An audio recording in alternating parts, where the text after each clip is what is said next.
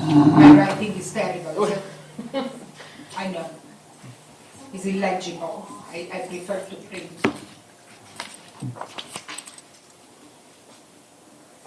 All right, are we ready? Okay. Ready?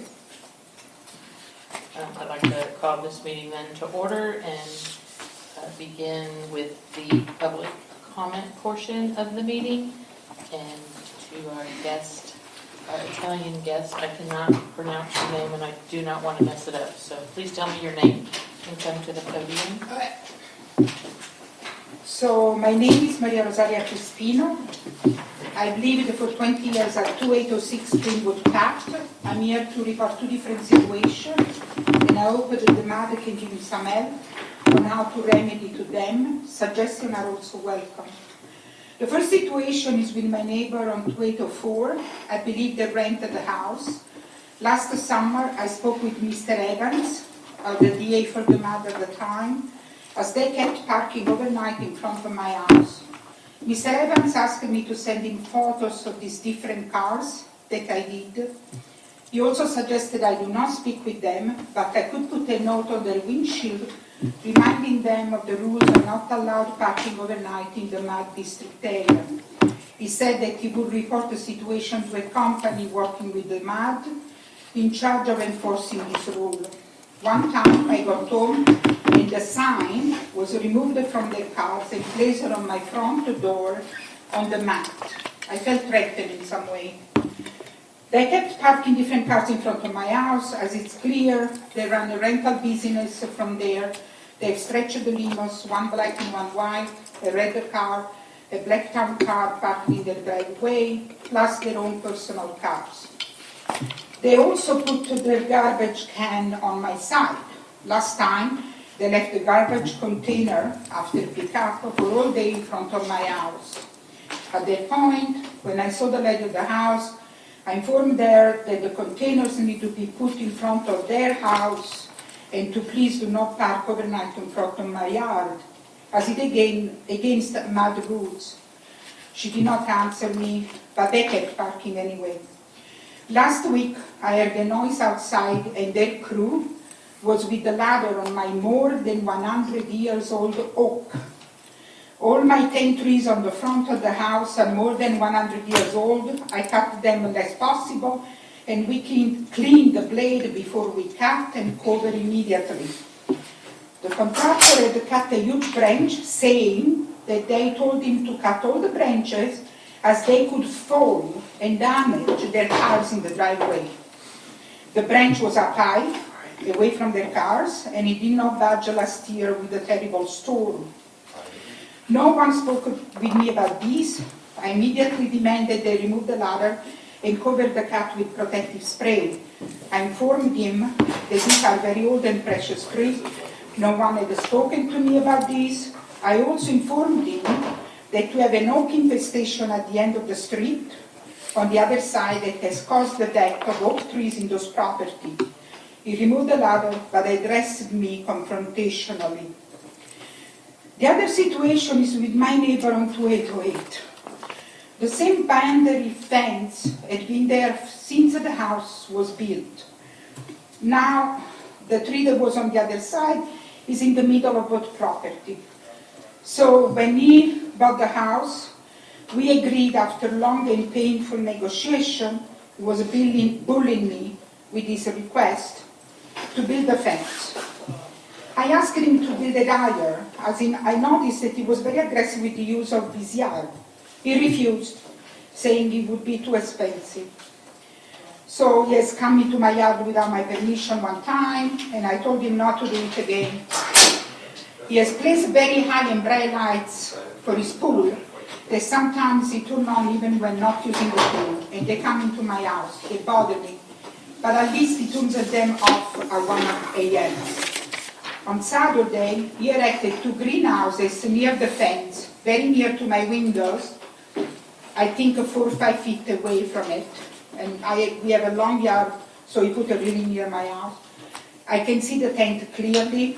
He also installed warning lights like chandelier, one red and one bright yellow. They are on all day and all night. So now when I'm sitting on my couch watching TV, the lights come into my eyes. I work on my computer with the quiet and darkness of the night, and now I have this light in the yard coming all the way in through my windows. Everybody that knows me, they know I like dark. I don't have front lights on, no Christmas light, no lights of any kind. I live in a big city, and for me light or noise are a great stress nuisance. Already the front road is full of lights from the other neighbors as they keep the bright front driveway lights on all night. The backyard is my sanctuary in some way. I want to enjoy my property. I feel stressed by these lights and this situation. And so I hope that and you guys can help me. I also want to thank you for allowing me to notify the mother of this situation. If I have still the 3 minutes, I wanted to say that when he put the light, these tanks, I didn't know what they were. I contacted the fire department because I was really concerned that they could fire up because they are too near my house. The fire department said, we think it's a greenhouse, and so those are warming light. We don't think they are dangerous, but we don't know if they are up to code. And so he sent me to the code department. Actually, he contacted the code department. Captain Gould contacted the code department of the city. But they said that my house doesn't belong to the city. So I need to contact the Travis County. So I'm going to buy a fire extinguisher. The tent are really, this is my window, there at the tent. And so his house is not going to burn down by my wood. But the lights are bothering me the most. Well, let me just say that I'm sure your 3 minutes are up, but I didn't time you. But it is something that we can take under advisement, and we will. I don't have an answer for you today. I need to capture all of that. And I can send you these that would be helpful. By email. That would be helpful. And so you have my information. And I didn't put the name of the neighbors because I know the name of the 208, but I don't know the rental people on the other side. It's okay. Just let me, if you'll send me a copy of your notes, we will actually take it under advisement and see if there's anything that we can do. It's a lot of stress. I mean, I have a 100-year-old tree, and I have to go outside and fight with this cruel man speaking, not up for them. I mean, I have to communicate, and they're looking at me like I'm crazy. I understand. Okay. I'm going to cut you off now because we do have another person who wants the podium, but thank you very much. Thank you. Please be sure to send that to me. Yes, ma'am. And we'll see what we can pull apart out of that. Okay? Thank you. Thank you. Your name is Chris. I have stage fright. Don't be scared. We don't bite. Step up. It is 3 minutes. I didn't time her, so I'm not going to time you, but it is a 3-minute. No worries. I'm actually here to file a complaint against a neighbor that has across, lots of lines, but vehicle parking, trailer advertisement, nuisance and threats, basically, but that's something I'll take up with somebody else.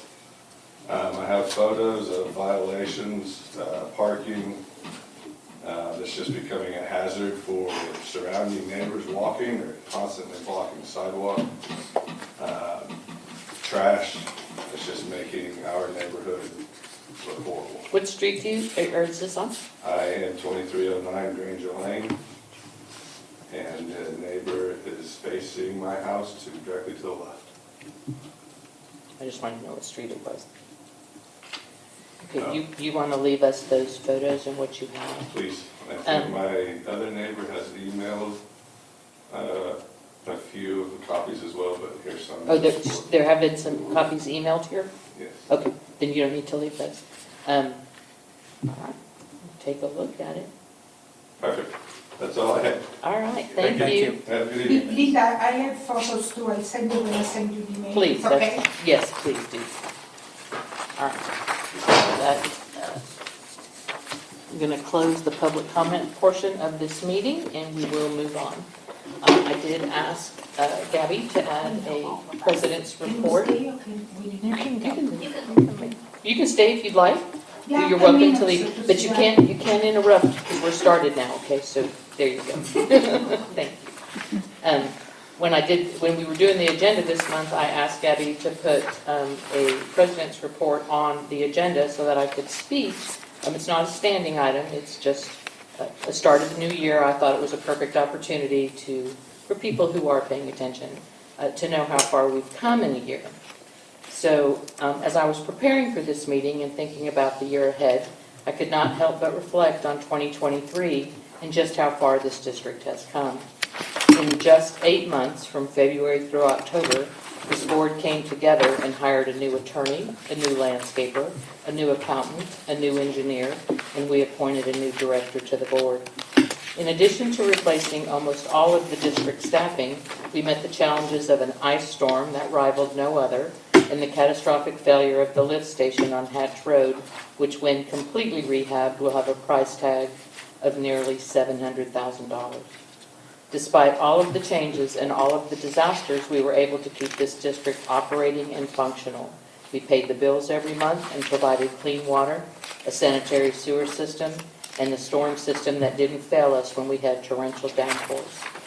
As we begin 2024, the Hatch Lift Station project is nearing completion, and efforts have already begun to bring all of the parks and play areas up to safety standards. You'll hear more about that from the Parks Committee later in the meeting. It is my hope that we can reduce the operational costs of this district from the current $56,805.75 per month down to something more reasonable and in line with other districts of a similar size. There's a lot to do in no time like the present, so let's begin. Agenda item 3, the consent agenda. Has everyone had an opportunity to look at the minutes?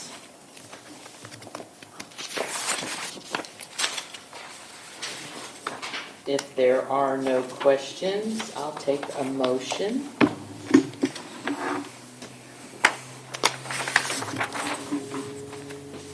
I move we approve the minutes from December. And I'll make one comment. We received some changes for some adding some additional park projects into the minutes, so those details are being updated right now. So if you all want to approve the minutes subject to that change, you can do that tonight. We'll have those, and of course, you'll see them right after the meeting. Okay. Can I get a second? I'll second that.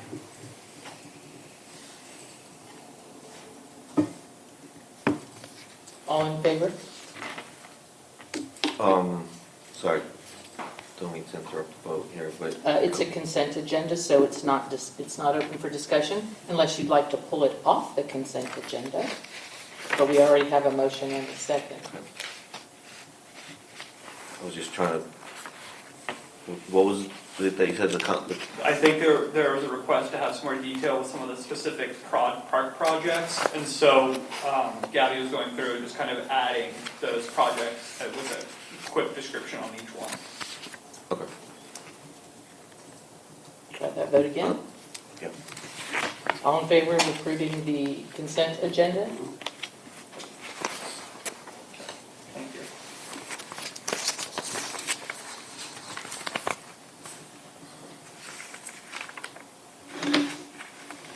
Moving on to agenda item number 4, the engineer's report. Do we have Jacob on the line? We do. Awesome. Turn him up. Good afternoon, everybody. Hi, Jacob. The floor is yours. Can you hear me okay? Yep. Can you hear us okay? I sure can. I even have the live stream pulled up on another screen. It's slightly delayed, but I like to, just kind of guess at what's going on. Okay, the first item is the Sunchase Park Playscape. We've received proposals for the park, and we received bids for the site work component as well. We received them from 3 different vendors: Cunningham Recreation, Play Well, and Leah Park and Play. There's quite a bit of similarities, but also some differences across all 3 of the different proposals. We went ahead and summarized their bids, and you can see that in attachment 1, the bid tabulation. And then you can see each of the 3 proposals with their pricing and their visuals from the 3 different vendors. So the direction that Westwood needs is, feedback from the board as to which vendor you'd like to move forward with, if any. And then we compare the the recommendation and notice of award and work on putting together the contracts with those guys and getting them started. So if you look at the bid tabulation, you can see the three prices. If you recall, the budget that we had estimated was $85,000 for the park itself, and then $7,500 for the trail and the fence and the drainage improvements. So that was $92,500 was kind of our budget that we had estimated. So all three of these prices are around that budget. You have two that are slightly over with Cunningham Recreation and Playwell. Leah Park and Play was slightly under that budget. And I'll just denote this so that you all are aware. I'm not sure it truly matters, but Cunningham Recreation was the only vendor who submitted all of their documentation on time. Playwell and Leah Park and Play were behind the deadline, and we got Leah Park and Play, I think, late last night or early this morning. So you can kind of see all the prices there and look through the proposals and look at some park options. So with that, I'll stop talking and listen to what you guys have to say. All right, this is Parks Project, so Kelly or David, is there anything that you want to add about this particular item? Would you like to do this full discussion now while Jacob's on the phone? Yeah, and then we'll just go through with the motion and the whole 9 yards. Okay, so if you look in the parks folder, you can see the renderings of the 3D bids that were received. We think that they are all just really excellent. I don't think that we could miss by choosing any one of these bids. They all will meet safety and accessibility standards, of course. And after David and I conferred, and we conferred with Jacob and Scott Sin, who's the landscape architecture at Westwood yesterday, the Parks Committee made a decision to recommend to the full board the proposal from Cunningham. And our reasons for that are several. First of all, we liked the way that Cunningham used the space. We liked the way it was spread out. That gives the kids a path, a play path, running through the various play elements. We liked that Cunningham added a really robust upper body, like monkey bars event, and an event for handicapped children that's handicapped accessible. And there was, I think, one more play element on Cunningham that the others didn't have. If we were counting, I think they had 8 and the others had 7. As I said, it's really close. We like the whimsical elements that Cunningham has, as far as like the little toadstools and leaves that give it a fun feeling for our beautiful nature-themed park. And so I will say, I think David and I still agree that is our recommendation to the board. Would you like to make a motion? I move that the board accept the proposal from Cunningham Recreation for the Sunshade Playscape. Second. Any more discussion? Beth? I haven't been able to see it. It's in there. Can you see the engineer's report? Because he's got a copy too. You can't see it. So I will stay out. Mackenzie, can you, or Stephanie, can you help her get to the I don't board? know if we're going to be able to. Because I want her to see it. I have it I on. have it. You do? Yeah. Let's do that. She has access to the folder just like everybody else. Remember, we just got the email back up today. I don't have all that. I know, but I'm just saying you have access. Well, I don't want you to make a snap decision, but I absolutely want you to be able to see the 3 proposals. So,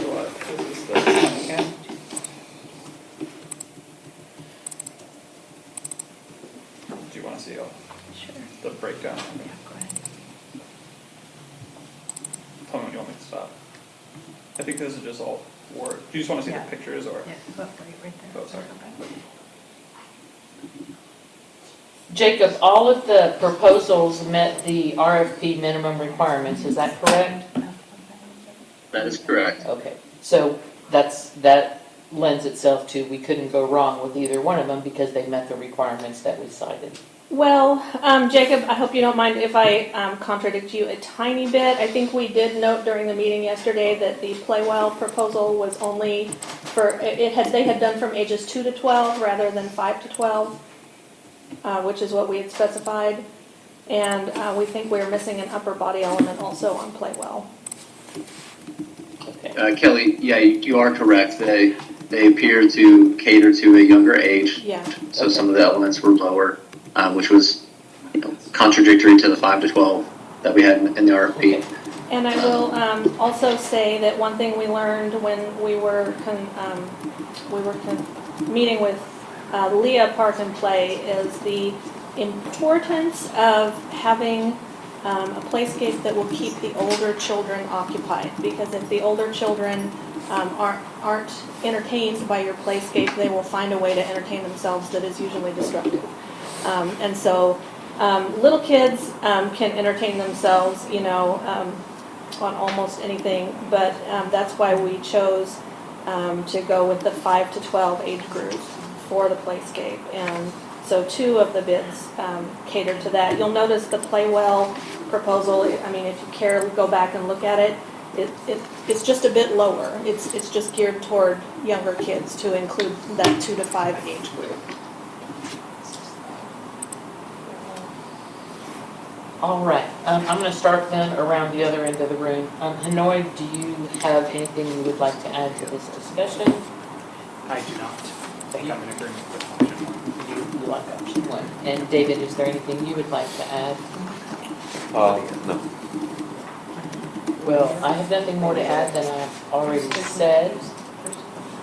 Beth?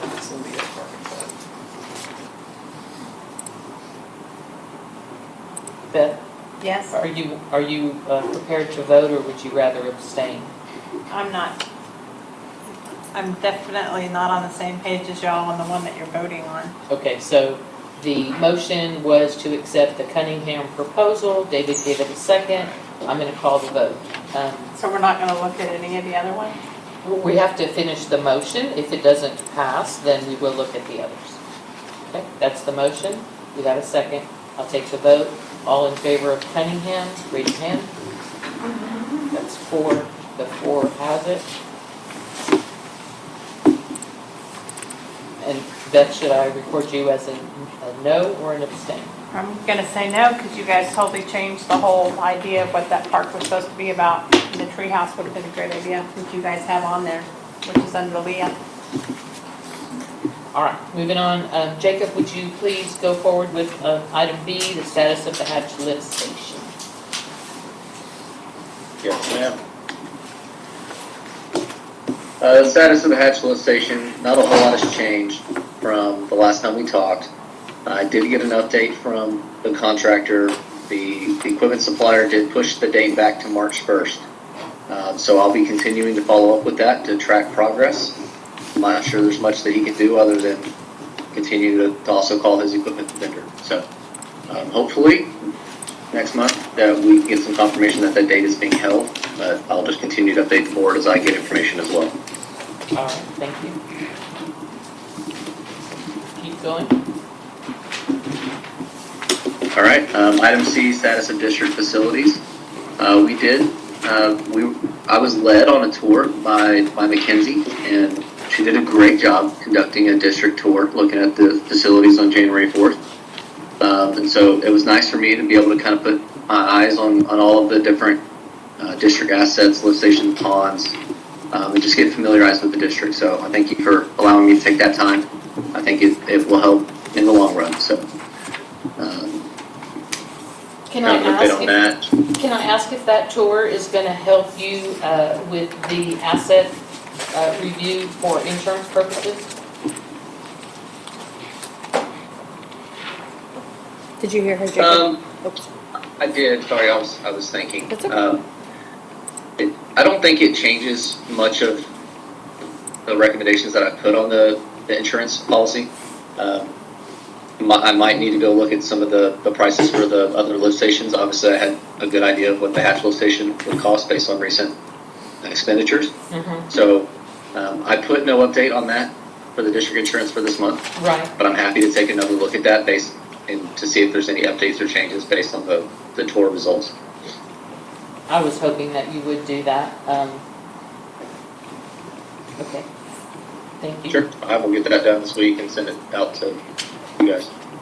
I have not received yet the current insurance policy and what it covers, so. I sent it to Cole. My bad. I can forward it to her.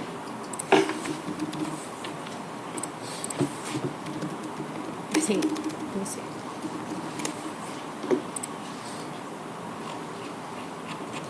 So Jacob, so you have nothing to report on agenda item D under your engineer report?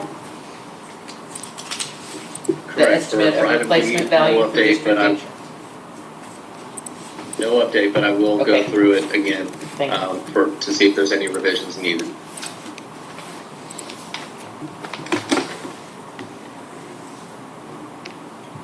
Carry on. Okay. The next item is in regards to the lead and copper rule revisions. So I kind of probably put more in this engineer's report, but I just wanted you guys to know what has been done, what I think the status of it all is, and where we're going to go from here. Essentially, Gray Engineering, they did get a lot of things started, and they compiled some documentation that I've found in their files, and I've kind of looked at it. In order for us to validate, we need to spend some time trying to make sure where they got the data that we agree with their recommendations, essentially. So kind of one of the first things that I found that they did was they put a summary table of all of subdivisions and the dates that they were built, essentially, or the dates that they were platted. It's safe to assume, and it's recommended by the TCEQ to assume that if something was built after July 1st, 1988, that it followed the lead ban, and therefore the service lines do not have lead. So that's something that they put together. We're going to go through and just double check, make sure that all those dates line up with the records that we do have. And then they started putting together the TCEQ form 2943, which is the form that ultimately needs to be submitted by October 16th. So we're going to look through that, make sure it is the most up-to-date form. That form was updated by TCEQ in February, so it's safe to assume that Gray used the right form. We're just going to double check. And then they partially filled out most of the form, so we're going to go through and double check what they put in there and then fill out the rest. And then they put together a map, and they color-coded which sections they knew for sure had no lead, and they had a color for subdivisions that were built prior to 1988. That obviously there's still some questions as to whether or not there was anything in place that kept people from installing lead pipes. So what we're going to do is spend a lot more time digging through any files that we have and looking at any local plumbing ordinances, reaching out to Cedar Park, even potentially reaching out to local plumbing companies that possibly were working around that time. Any of those types of recordations can be used to fill out your inventory to justify that you do not expect that there's lead pipes in the ground. So I think this has been mentioned before, but the ultimate goal of the TCEQ is to not go out and dig at people's service lines and do physical inspections. So the way that we structured this and kind of our level of effort is really mostly spending a lot of time looking through files to make sure versus going out and digging things up. So if we get to the point where we cannot validate based off any recordation that there's no lead pipe, and we have any suspicions that there might be lead in a certain subdivision, then they require you to do a 20% field verification. So based on the work that's been done by Gray, they did not have any data at the time for Anderson Mill West sections 1 through 6, which is a total of 858 lots. So if you did 20% of that, that'd be about 174 lots that you would need to go field validate. So it's partially my goal to try to find documentation that keeps us from having to go out to the field. But if we do need to go out there to do field validation, we'll put together an operating procedure and work with Inframark to accomplish that. Okay. I was going to ask, do you have access to any resource that would show you, are you talking about the infrastructure build date or the homes build date? If built after I'm specifically, 88, I'm looking at all of that. So not only are we looking at when was the subdivision built, the roads, the water, the sewer, but also looking at WCAD or TCAD for actual home When the construction dates. So any and all of that data is valid. I mean, like I said, even to a point where if we were to call all of the plumbing companies that have been in service and doing work in this area from the 1970s and get personal interview documentation that plumbers say that no lead was installed in this area during that time. okay. That justifies this documentation. So we're going to be turning over a lot of different rocks to try to find justification that there is no lead or that there's suspicion of lead. Well, I noticed that your notes did say sections 1 through 6, there was no record. I live in section 5, and my house was built in 1990. So if you're looking at the house construction date, if you have access to a resource that will tell you that, that will wipe out all of section 5. But if you're looking at the date the pipes were laid, that, I don't know where you would find that, flat records maybe. Okay, so we still have time on that, right? We don't have to move forward today on your proposal for lead and copper, do we? No, I don't think you need to move forward today. I wanted to get it in front of you so that you can kind of see what level of effort we are anticipating. So if you do look at that work order, the very last page of that work order is a spreadsheet where we estimated number of hours and kind of the task associated. And so again, I think, and that's the way that we're pitching this to all of our clients that they have to deal with, is this is an hourly deal. I mean, if we can find documentation that says there's no lead in your entire district, we can fill that inventory and submit it.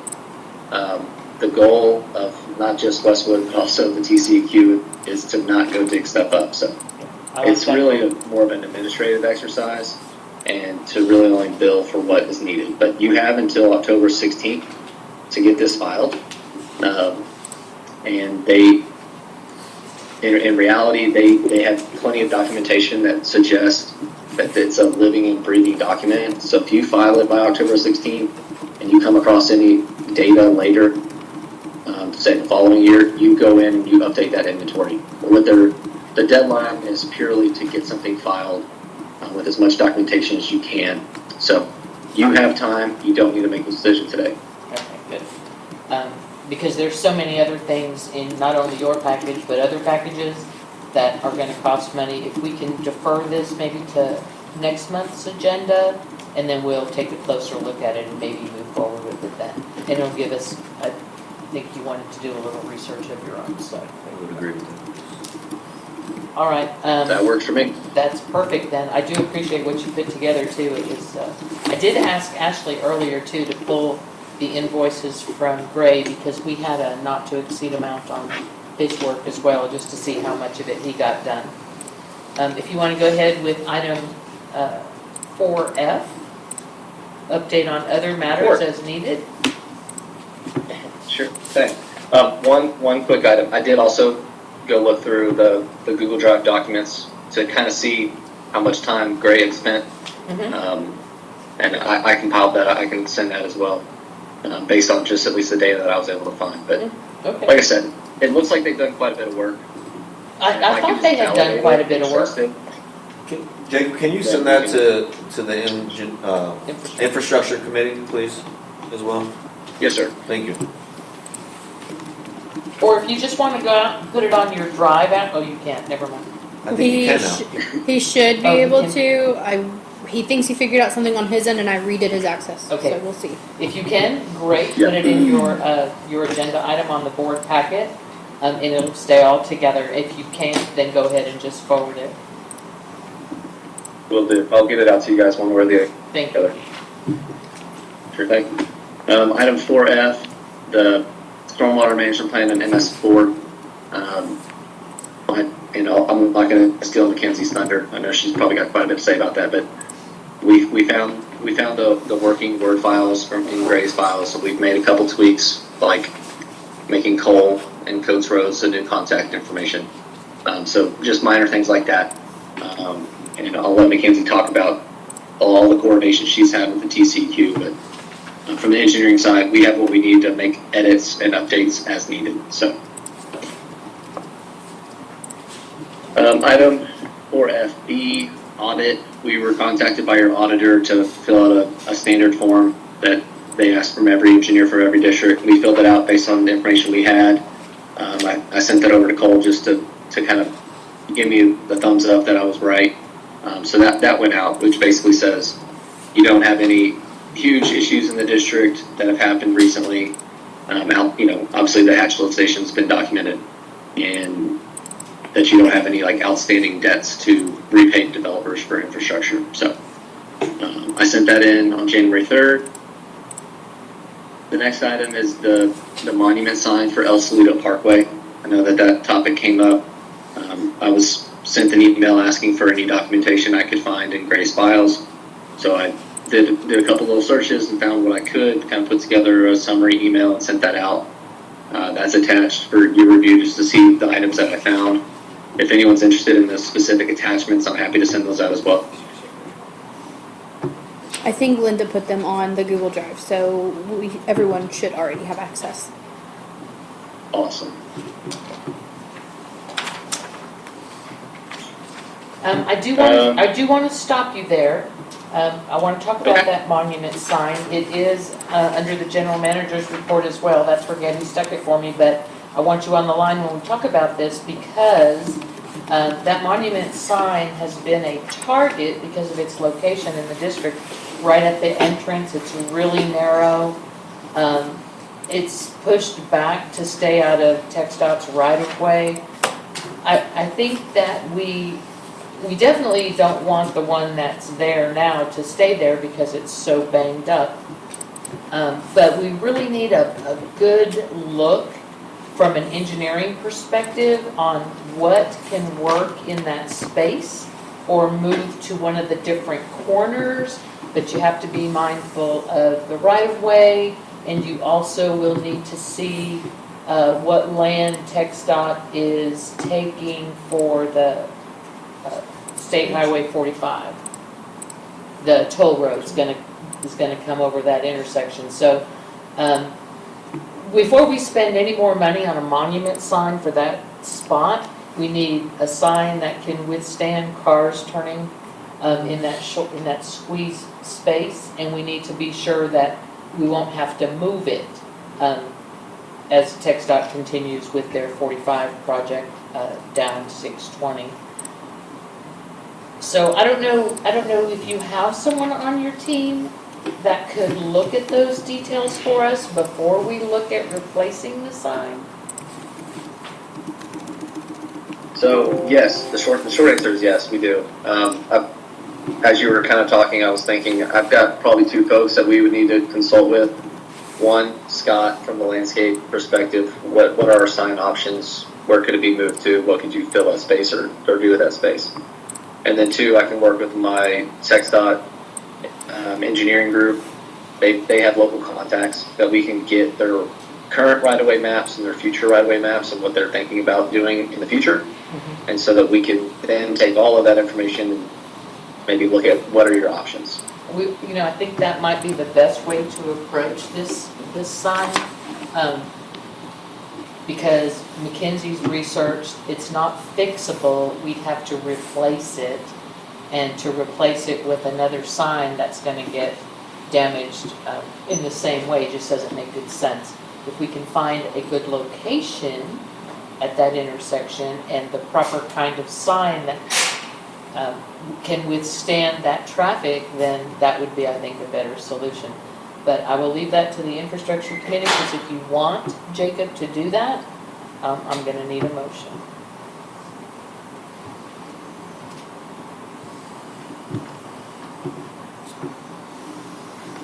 How pressing does this need to happen? I feel like it. I don't think it's pressing, but I do think that it needs to be a part of the 5-year infrastructure plan. You don't want to leave what's there forever, because it's getting really damaged. and now the lights aren't working, I don't think, Which means it'll get hit easier because there's, you can't see And it, it looks horrible. it's dark. I think if we could get Jacob to gather the information, we don't have to move on making a replacement decision immediately, but at least we'll know what we're working with. And it can be incorporated into an infrastructure plan. keep in mind if you get any quotes, they won't be valid beyond 30 days usually. Oh, I'm not looking for quotes yet, I'm just looking for ideas on what we can do then. Then can we just remove it because it looks horrible? I have people asking all the time, when is it gonna be fixed? Yeah, well, it costs money to remove it, so then we'd have nothing but an empty hole. But can we add, I guess, Jacob, we'd need to have some understanding of what it would take to remove the sign as well. And have no entrance sign there, I suppose. We should have it assess it before anything's touched or removed. Yeah, absolutely. So, a motion that we can even do a not to exceed. What do you think it would cost for you to invest some time into looking for solutions, Jacob? Oh, good question. My thought is it's probably a couple hours of time from the highway engineer to get the right-of-way maps and get all that in a working file. And then it's probably a few hours of Scott's time from the landscape perspective to put together options. So, I don't know, probably, let's say 6 hours total. I think their average rate's probably 200, so 1200, 12 to 1500. So we could do a not to exceed of 1,200 for a study. Would anybody like to make that motion?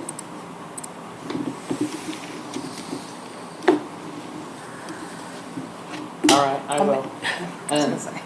I should be the last one to make the motion, but if you want to do it, I mean, all that we're doing is to make a motion to please, do not exceed $1,200 to have someone go out and see what it would be to remove or new options for the Anderson Mill sign on El Solito and 620. I'll second that. any more discussion? Kelly? No. Hanoi? Nope. David? No. Beth? Just that it needs to be fixed. Looks yucky. All in favor of a study for a sign replacement on that corner? Show of hands, please. Who seconded it? I did. You did. Hanoi did. All opposed?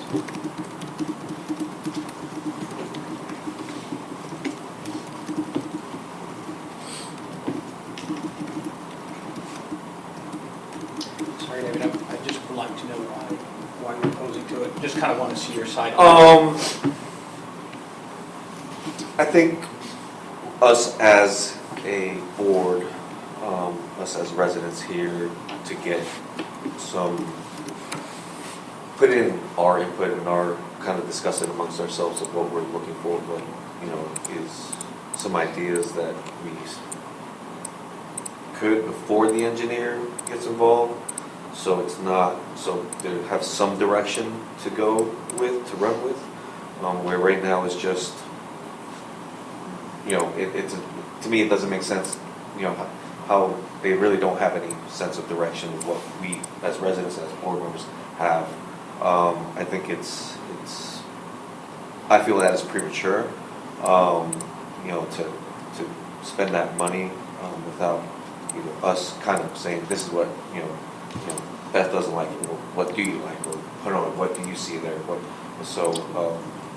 just so they have some direction to go. I agree, it has to, all the plants there are dead, they died from the freeze, they need to be looked at, replaced, it needs to be, livened up a little bit, but I just, something tells me it's not the right time, financially, it's just, I feel like it's rushed, and, yeah, that's the reason.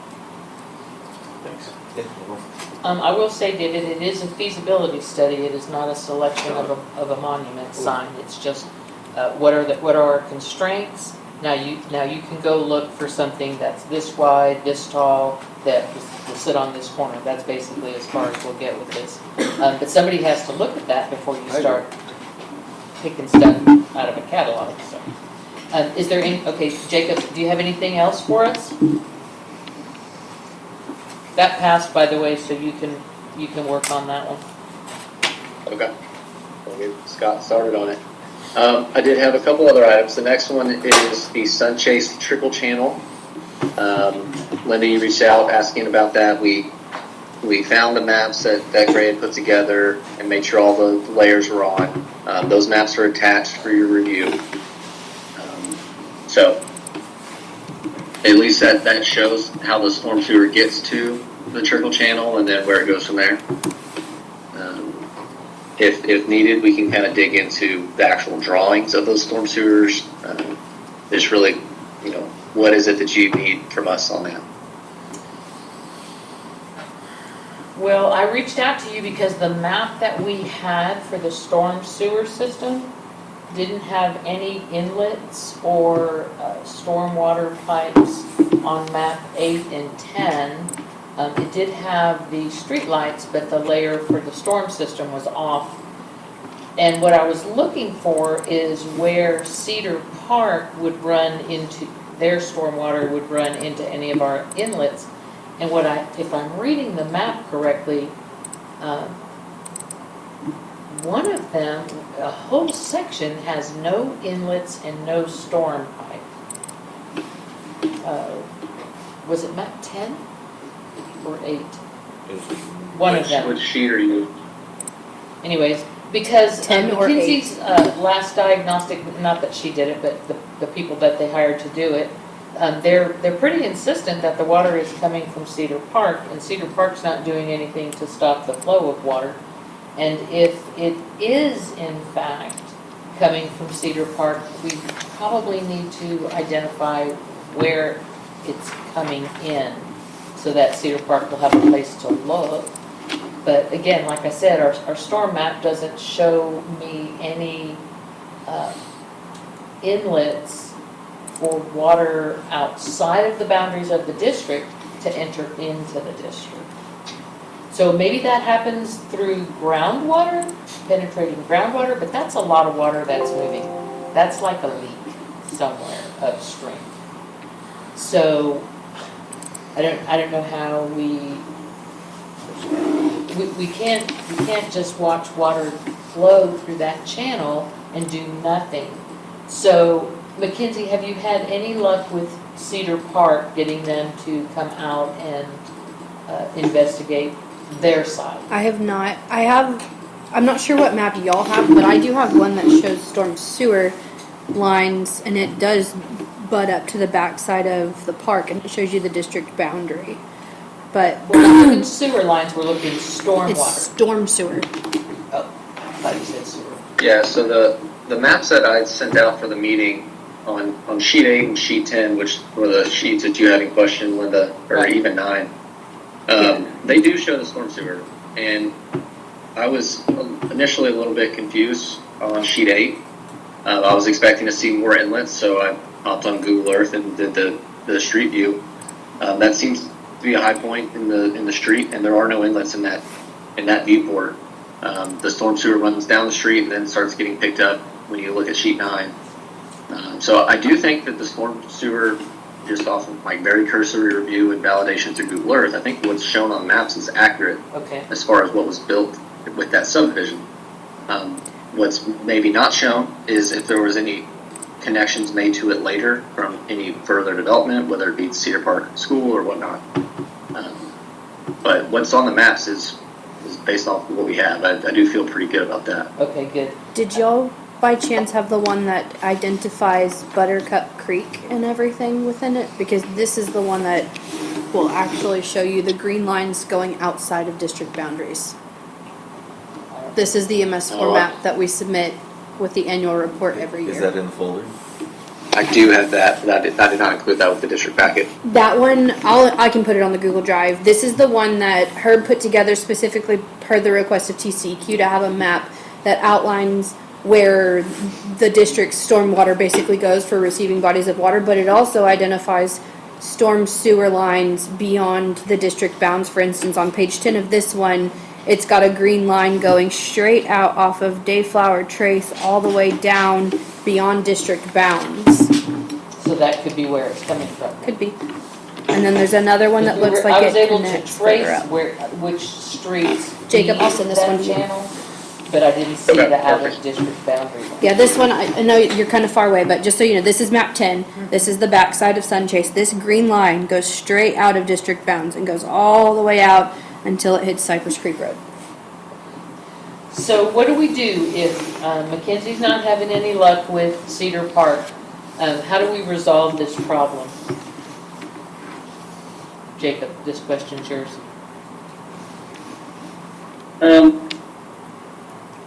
I think the first step is make sure that we're all looking at the right maps and things, and maybe spend just, an hour or two going out there to do a field investigation, see if there's anywhere that we can see the water coming in from. I mean, storm sewer is generally pretty easy to track.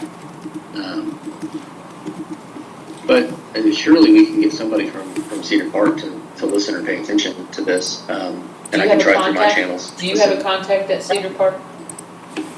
Jacob, In the I've public been works working to make a department? good friend over there, so this might be a great opportunity. Yeah, that might be a good I opportunity. know a couple folks in like the CIP and engineering group, but I need to track down who might be the most appropriate to figure this solution out. I also have a meeting scheduled with Linda and the city attorney the first week in February. And so we've got the attorney and I think head of their public works as well, so we can bring it up then, or really any issue with the district, but it's for a not related issue. Right. But we have the floor, so we might as well bring it up. So maybe before that meeting, Jacob, I'll send you, I saw your email tonight about that Anderson Mill Road. I'll respond to that email and I might get some information with you, some information from you and Mackenzie regarding the leak.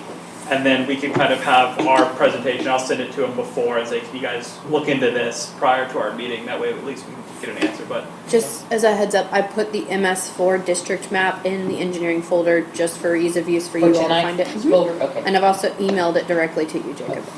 and I've just got a message saying the live stream does not work. So I don't think the live streams would work. Jacob, is your live stream on? He said it was on for him It's earlier. on, okay. Is your live I've stream got the still live going? stream up and I've got Teams up. Yeah. I think the live stream is a few seconds behind. Okay. Okay. So this is, where are we at, Jameson? Okay, so we're talking a couple more weeks. It's literally had water in it now for almost 6 complete months, so It's intermittent though. It's still intermittent. It's not consistently daily. It is at least once not twice a week. I have pictures of it dry. Yeah, I take pictures of it every morning when I walk by it. So here's the thing. We are now, we are paying premium water prices because we're in stage 3 rationing. So and we don't have a choice. We have to pay that increase in the rates. I think it behooves Cedar Park in their water conservation efforts to figure out where their water is leaking from, because we are in stage 3 and everybody's rates have been increased because of it. So I don't know how we connect with Cedar Park to get the right people to find the problem. But I don't think doing nothing is the answer. I think we need to find a solution to this problem. So, since Cole and I are going to meet with Cedar Park anyways in a couple of weeks, Jacob, I'm going to ask you to hold off. Please look at all the maps you want to look at. They are really full and colorful. And, This one's and colorful. see if I can go and see if there's any water draining into an inlet. I can see that too. But No worries. I like looking at maps before I go to bed, so that's okay, perfect. there you go. Enjoy those. I don't see, Mackenzie, where, I see one possible spot that water can come from outside of our district into our district. And on map 10. In the one I just put in there? Yeah, on Courtney Lee. That green The line updated, goes right? all the way out. Where it says updated? District map update. Do you see the green line that goes all the way out to Cypress Creek Road? So, on the back side of Sunchase on map 10, right here on Dayflower Trace where the storm system connects, this green line that goes out, it stops where it says see map 9 because of that title, but it goes all the way out to Cypress Creek I Road. don't have that. And that's, the green lines are storm sewer lines. Everybody must be trying to open it at once. That's okay. Okay. Yeah, and that would be a good exercise, looking, pay attention to see if you see water running down the street, and when you do, if you don't see somebody watering their grass or washing their car, that water's coming from somewhere. So those kind of reports to Mackenzie, and she can send somebody to go take a look to see what's going on. We really need to do a better job of conserving water, and that's one thing we can do is figure out who we need to report to at Cedar Park for them to take care of their half of the deal. Okay, Jacob, do you have anything else for us? I have the last item, which is, it's an update to our hourly rates for 2024. Westwood does this every year. So when you guys signed me up in November, we signed the agreement with the 2023 rates. And they just issued our 2024 rates, and they asked us to go to all our clients and ensure that they were okay with that. Our agreement that we executed just says that we'll bring the rates to you so that you have records of them. But I just wanted to make sure that we brought it up and it was discussed and everybody was in agreement. Across the board, I think the company did about a 4% increase on rates. Some services are more or less. So when you look at that document, you'll see that it's kind of a range. And really that's just to accommodate if, someone's a more senior person, they might charge a different hourly rate or less. But nothing's going to change as far as the folks that are going to be working on your district, like myself and some of the younger members on my team. But I just wanted to make sure that it's got in front of you guys and you'll have a chance to see it. When are the new rates effective? I think they, I'll have to double check, but I'm pretty sure the emails that I've seen internally said January. Cole, do we January need 1. to do anything about that, or is that just the That's typically pricing? built into, I think that's built into their contract. That's typically built into those contracts. Okay. Thank you for letting us know so we weren't surprised when we saw your invoice. I like to operate with no surprises. Thank you. So. But, and then I did jot down 2 other notes. Beth, you sent me an email, and thank you for sending that. You had 2 items that I think you wanted to bring up. One was the Park West sign addition, and the other was the lights at London Lane Pond from the new building. Yeah, have you heard anything back on that? Because they were supposed to be getting back a long time ago, and I haven't heard anything back on them putting up that fence.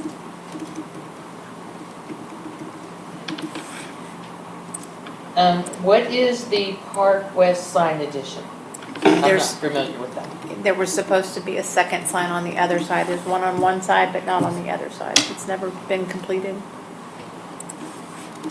Is that in an infrastructure plan somewhere?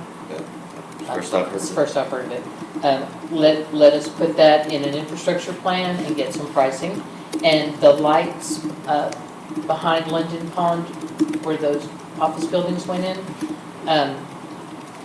I don't know where that stands as far as Well, any coordination. He should be able to talk to the person that owns it to see what they're gonna do about it. Well, before he does that, I did go over there and take a look, and the builder has built a berm and planted all kinds of trees. Bushes, but it doesn't block the, at night for the people on London Lane, that live on London Lane. Uh-huh. That's the issue. And that he said to her that he would be putting up a fence. Jacob, can you check in your Herb notes for that developer of the business park behind London Lane Pond, a commitment to build a fence? See if there's anything. Certainly. And that was months ago. That's the only Do you reason know why I when thought, that happened, so he can narrow down his search? I can try to look for it. Beth will try to get you a ballpark date of when that commitment was made, and maybe you can find something, an email or something from her, because I don't know anything It's, about it. yeah, Okay. it's been a long time. When they first started building, they were gonna do that. Okay, so get him a date to search from, and then we'll dig that out. And hopefully we can, in 2024, we can develop an infrastructure plan that covers these kind of infrastructure fixes so that they can be budgeted for and we can actually pay for them. The Not- only reason why I brought it up to him is because we shouldn't have to. They should be putting up the fence, not us. Exactly, but. If they don't, then it does come to us. If there was a commitment made, then he's got to find that commitment between Gray Engineering and that. That would be better. The property in district, No. is this is the track that lays outside the Correct. district? And Sits on top of and that in the pond. plan, in his plans, he had put a fence in. And you saw the plans, or is that what Herb said? Oh, her Yeah. maybe, I mean, not Yeah, her. it's in there. Jacob, you might have the plan then in file from the developer. Yeah. I was gonna look for anything, right? If they had plans that showed a fence or anything there, but we're also, there's I think correspondence. it says a between her wall. and them. He had it as a wall. Do you know who the developer was? I could get it again. It's been a long time. I was just hoping it was already there and, you know. Okay, so we've got those. Thank you, Jacob, for that update, and we'll have to address those with anything that you can find, especially from the developer.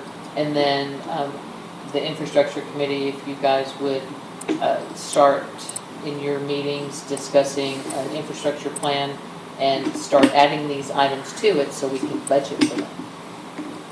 Do you all have a 3 or 5 year capital improvements plan? I mean, you don't have that many capital items, but you could, I think that. It would fit in there as well. It would be a similar spreadsheet where you can kind of say, this is the stuff we'll look at this year, this year, yeah.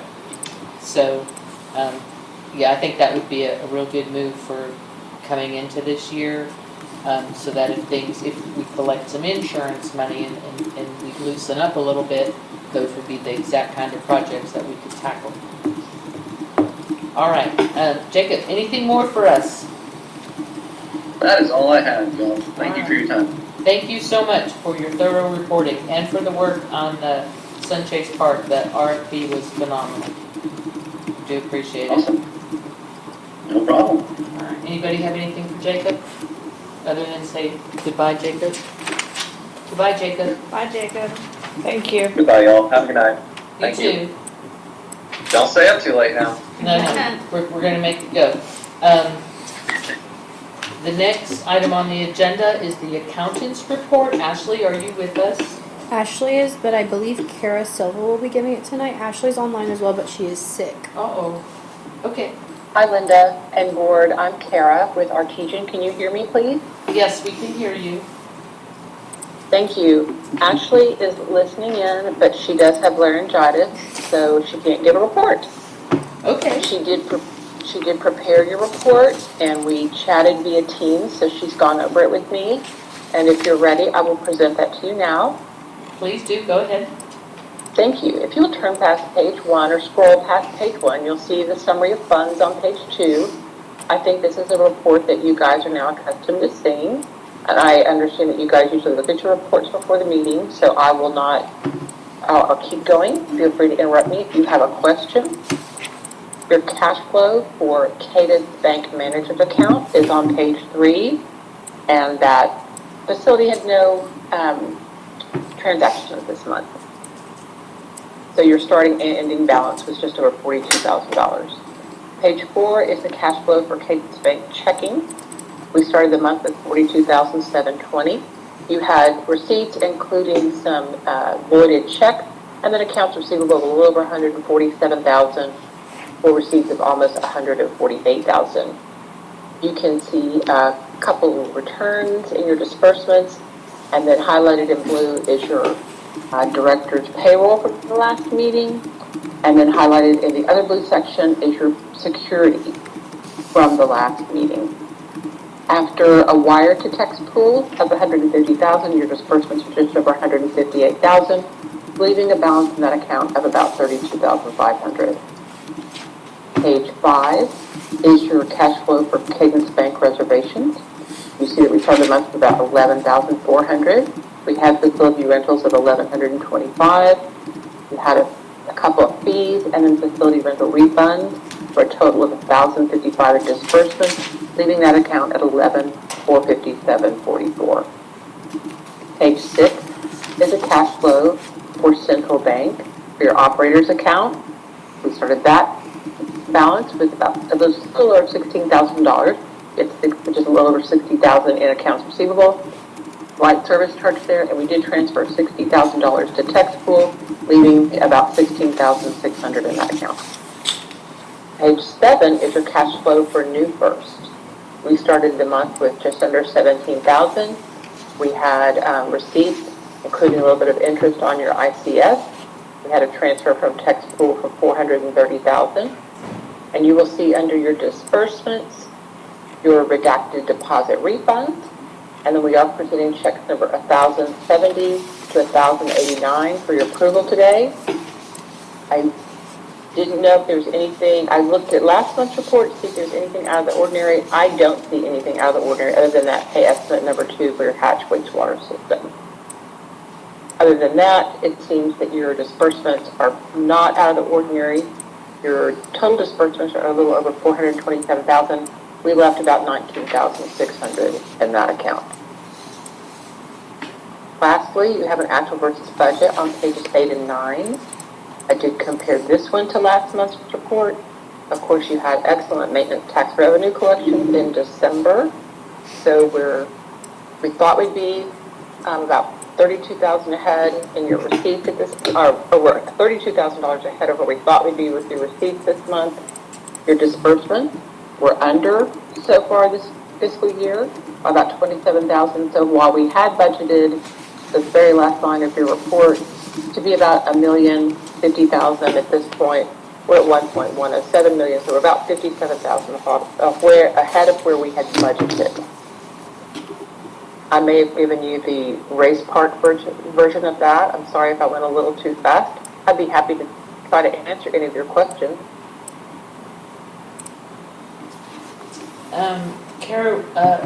Kelly and I are on the Bills and Invoice Committee, and we did go through all the invoices, and we annotated them with questions, and Ashley answered all the questions, and Mackenzie answered all her questions. So Kelly, I don't believe there's any checks that we are not approving this evening. I don't believe so. I have not looked at the Alderman invoice yet. That was my only question. I did skim through it, Okay. and it matches the numbers, and that trip to Boise, Idaho was 4 people coming back and forth to the district for multiple days. It was basically from, I think, started in March 21st, and it, I think, goes for a full month into 4/20. So it's multiple days throughout Multiple an entire trips, month. multiple And it technicians. explains line by line what they were doing. They were running wire, conduit, installing the new panel, which is what that was for. So that was the only invoice that didn't have enough detail, but it has been since fixed. So I don't believe we have any issues with the bills and invoices this month. Please thank Ashley for such a remarkable job. She can hear you. We don't have, oh, that's right, she's there, she's just quiet. That we can get them resolved before we ever come to this meeting, which is excellent. And so, Kelly, if you'd like to make a motion to pay the bills, a recommendation to pay the bills. Do you have the total? I do. It's $427,283.12. I move the board pays this month's bills in the amount of $427,283.12. I'll second that. Is there any discussion? Beth, is there anything you'd like to add? No. David? No. No. Kelly? No. All in favor of paying this month's bills?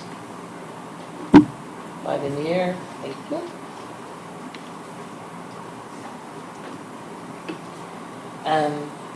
Kelly, Kara, and Ashley, I know you're there, you're just silent type tonight. I stuck the budget committee report under your agenda item so that you would be on the line. I didn't want you to miss the discussion, but there was, if you will go to your packet, agenda item 5C budget, you will see version 2 amended. Oops, wrong one. The first item in the folder. That has variance as the last green column. This is a budget adjustment, a request from the Parks Committee. You'll see towards the end of the budget item down there. They need money for mulch to top off all the parks and make them safe.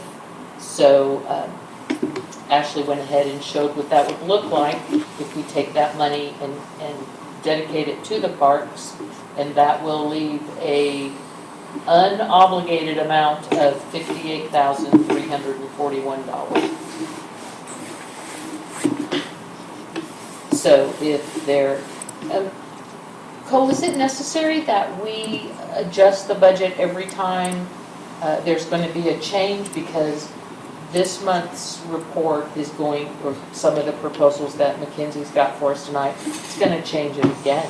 No, it's not necessary. Sometimes you all set a budget, it's bound to happen that expenses will go over or under for the line items that you have. Typically, boards will amend their budgets when there's if there's a large capital improvement project, or if they sell bonds and they want to put that on there. When there's really a large project, whether it's a one-off or something consistently that you all need to plan for, that's when you'd amend your budget. But you know, in the situation where, let's say you have $50,000, for example, allocated to the Parks Committee, and a bid comes in and you need to go to $55,000, you don't need to amend your budget. It would just show the $5,000 deficit. So then you would know next year, okay, was this deficit, was it a one-off, or was it because of rising costs, let's jump our budget up to $55,000. Right. Yeah. Well, I'm glad you said that, because Ashley, I love the way you did this, and I want you to absolutely keep it, recording it here, and after tonight, you might have more items to stick in this column, and we can kind of watch it that way without having to formally adopt a new budget every meeting, because stuff keeps coming up. Yeah, and frankly, I wouldn't recommend adopting a new budget every meeting, because then you have your accountant always changing stuff, and then if someone asks for it, then there's 12 different budgets for the year. Exactly. That gets confusing. So, does anybody have anything they'd like to ask Kara or Ashley through Kara? If no, I'm going to let those ladies go. All right. Linda? Yes, ma'am? If you don't mind. Kelly had asked, let's see. Ashley says, Kelly asked me to update it, but I cannot do it going forward. I'm not sure I understood her reply. She can.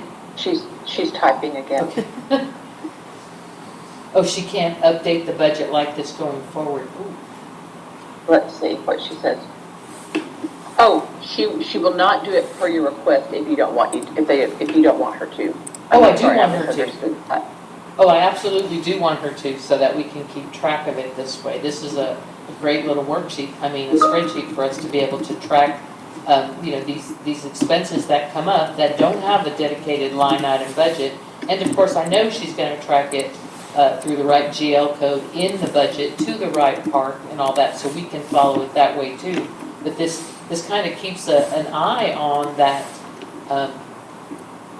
It's called net surplus, but it's really not surplus because it's just not obligated money.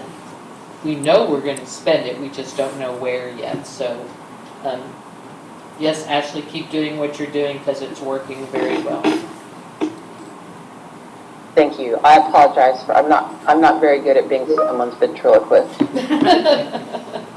Well, you did great. Thank you for reporting for us. Is there anything else that Ashley wanted you to convey to us? A big thumbs up. All right. Thank you both. You're so welcome. Have a Y'all nice have a great evening. Night. Thank you.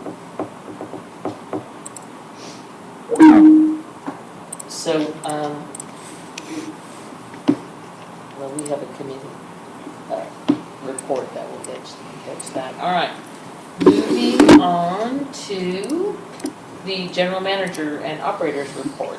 Mackenzie, number 6, all yours. So there's quite a bit in our packet tonight, our folder, I'm sorry. If you'll go to the board packet, we're gonna start here and we'll probably be jumping around. I do wanna point you guys out in the folder there.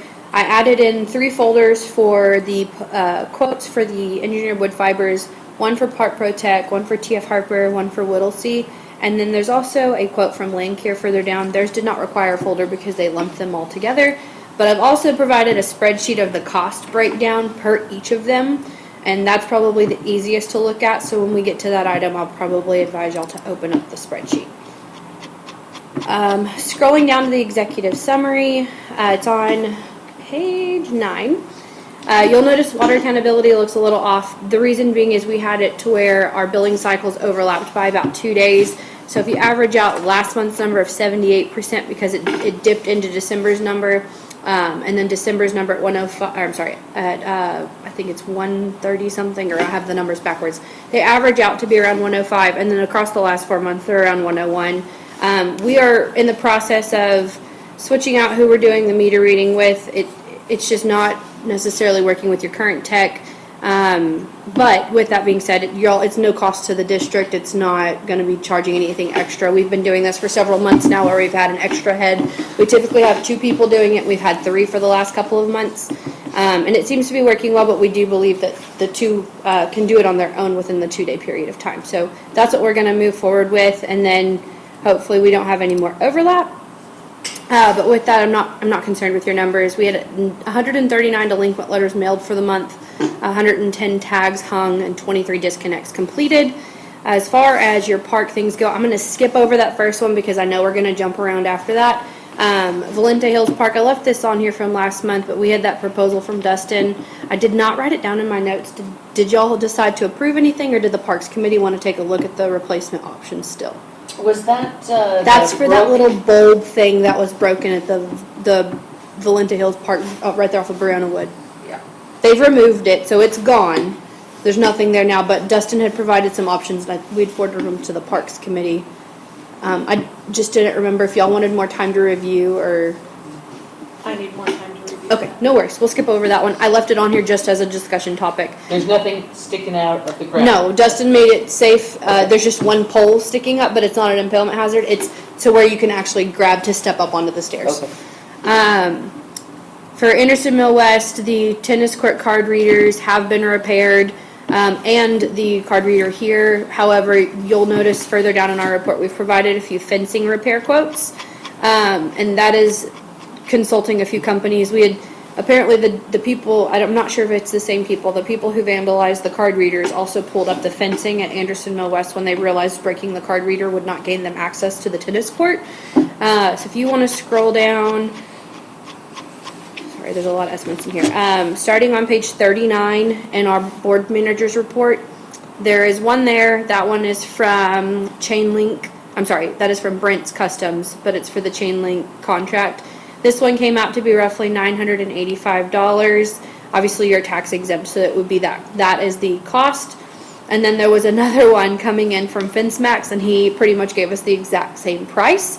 So I think we're getting a pretty fair bid there. And then just beyond that is a picture of it. So I think that it's kind of a tough decision to have to pick between 2 people who gave you the same price. Have we done business with either of them? No, we have not. Is either of them local? Both of them are local. Is there a recommendation from the Parks Committee? There is not. It is not. I will say that FenceMax has continued to be in contact with me, making sure we get, the proposal looks good and just, keep it in contact, so. So they're hungry for the They're work. hungry. Yeah. Well, Which probably means they'll get it done faster. that's enough to tip it for me. Make a motion. So I would like to move that we accept the proposal from FenceMax to repair the fence at Anderson Mill West Tennis Courts. Is there a second? I'll say.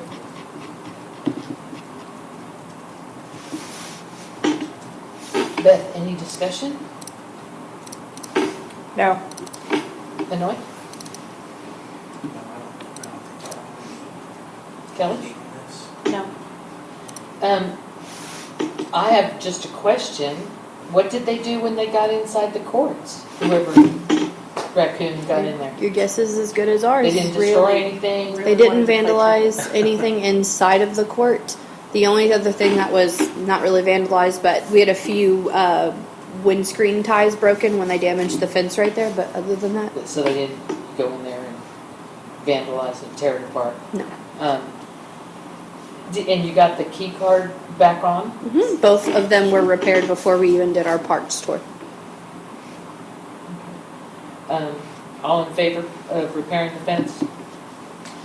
Is there a not to exceed amount on this? Well, we have an It invoice. should be a so flat we're amount. locked in. So, we're all in favor, I wasn't looking at it.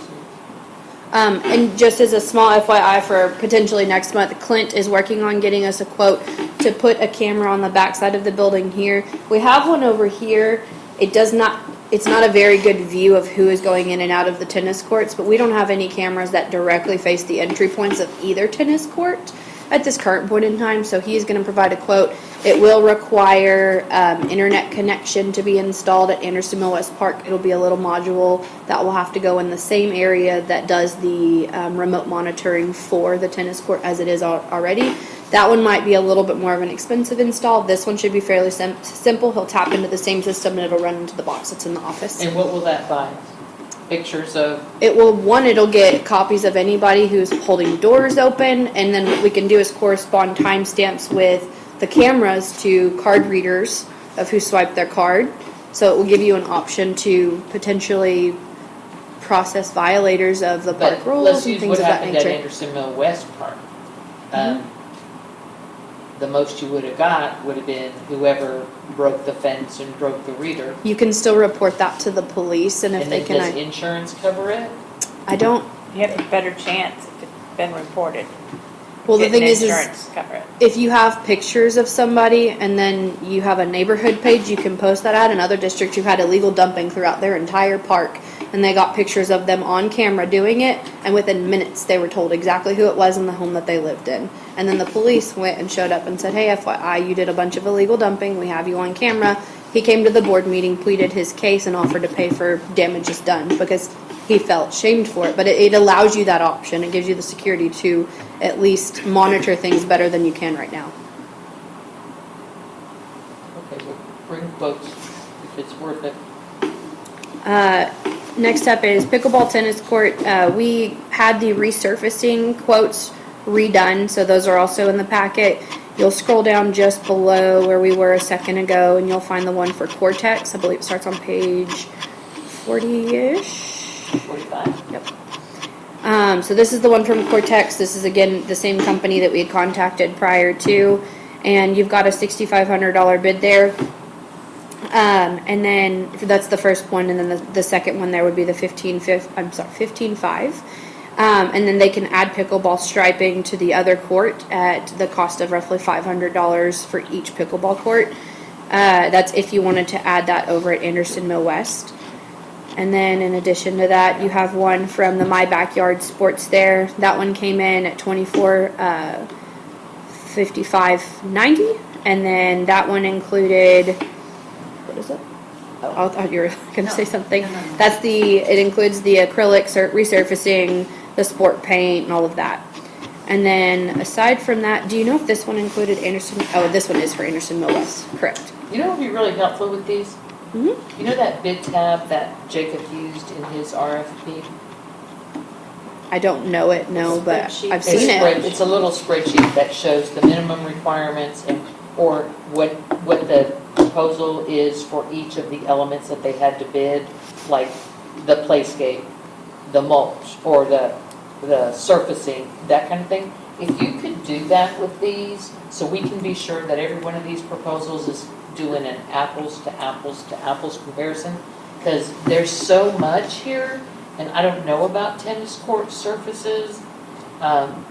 You know, if this guy's using acrylic resurfacer and the other guy is using something else, I'm not going to know which one's the best. It would be so helpful if you could put this together like a bid tab The thing is unless you actually properly bid it, they're not gonna both give you the same requirements. Well, then at least we would understand why this one is so much higher than this one. Because it's hard to make a decision when there's such disparity between the amounts, and I can't tell without literally studying this what's different between the two proposals. So if proposals are set up like a bid tab, then we can see what they're bidding and what's common between all bidders and what's different. Okay. And could you refresh my memory? I believe in late fall, we talked about postponing this until spring because nobody's going to want to do this during the winter because of the weather. Correct, but these have a significant lead time, which is why we brought it back in early of the year. So for instance, Cortex, if you approve their job today, they will not get to it within 3 months. I do know that for a fact. They're a local company. I have used them before in another district. They did a great job, but they have a high lead time as well as the backyard sports. So that's why we tend to quote them earlier than the project will actually start. Okay, so I'm with Linda. This is where I got stuck on looking at the proposals last fall. It's just they're bid so differently that I can't tell exactly where we're getting the best deal. So if for the next meeting you could like summarize those in a spreadsheet and maybe make a recommendation, because you've done this before and we haven't, I would really appreciate that. Of course, I can do that. My recommendation, regardless, will be Cortex. It's the only one I've worked with before. I have not worked with my backyard sports, so They're new. they're Cortex, yeah. actually the girl Chelsea lives in this district. So a little more local very than you would good. expect. But yeah, I can do that. Let me go back. So next up there is winterization. Just as an FYI, Infomark and Land Care both completed winterization prior to the inclement weather we just had. We did not have any sort of lift station call-outs, plan upsets, or within the lift stations. I don't know. I think we had one no water call come, and it was due to the customer's line was actually frozen, and he, prior to the tech getting there, had already started putting heating elements on it, heat lamps, and it started to thaw. That was my tenant. Yeah. I didn't check the address, but Well, it would be a real coincidence if it wasn't. but yeah, so that's the only one that we had, which Not bad, knock on your head, that's really good comparative to last but year. it is just January, right? But this was also the same time frame of last year when that other storm hit, so. You also got lower temps this time than you did last year. The problem with last year is the And- ice accumulation. And no precipitation. But regardless, I'm chalking that up to a win for lift stations.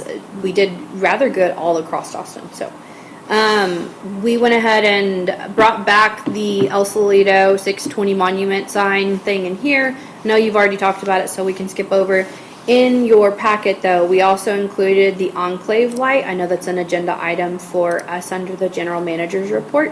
So that is under there. It's in the folder. It's El Salito Little Elm Trail is how it's labeled. This is the one that we had brought to you all in September of last year for the Enclave. So I know that you had said to put it back in the packet for this month, so you could take a look at it and review and see if you wanted to move forward or. This is an addition. This isn't a replace, this is an addition. I It's- remember this story. It's the replacement of 2 street lights. If you look at the proposal. Yeah, the Little Elm is Trail a and- replacement and the Enclave is an addition. No, there's actually a box already there. Oh, I didn't catch that part. There is an actual concrete base, if you will, with electrical controls in it. That's why it's considered a replacement. What happened to the pole? I could not tell you. I've don't searched think- records. I can't find There's where it never was been down. one there since. I'm curious they've if been it was there. hit and the city took it, because it's happened in other districts before. When it's hit and it's in the roadway, the cities will pick it up just to remove it so it's not a hazard. But I know it hasn't been there since the Enclave has been there, though. There needs to be one there. It's M&C dangerous. is considerably less expensive for the Little Elm quote.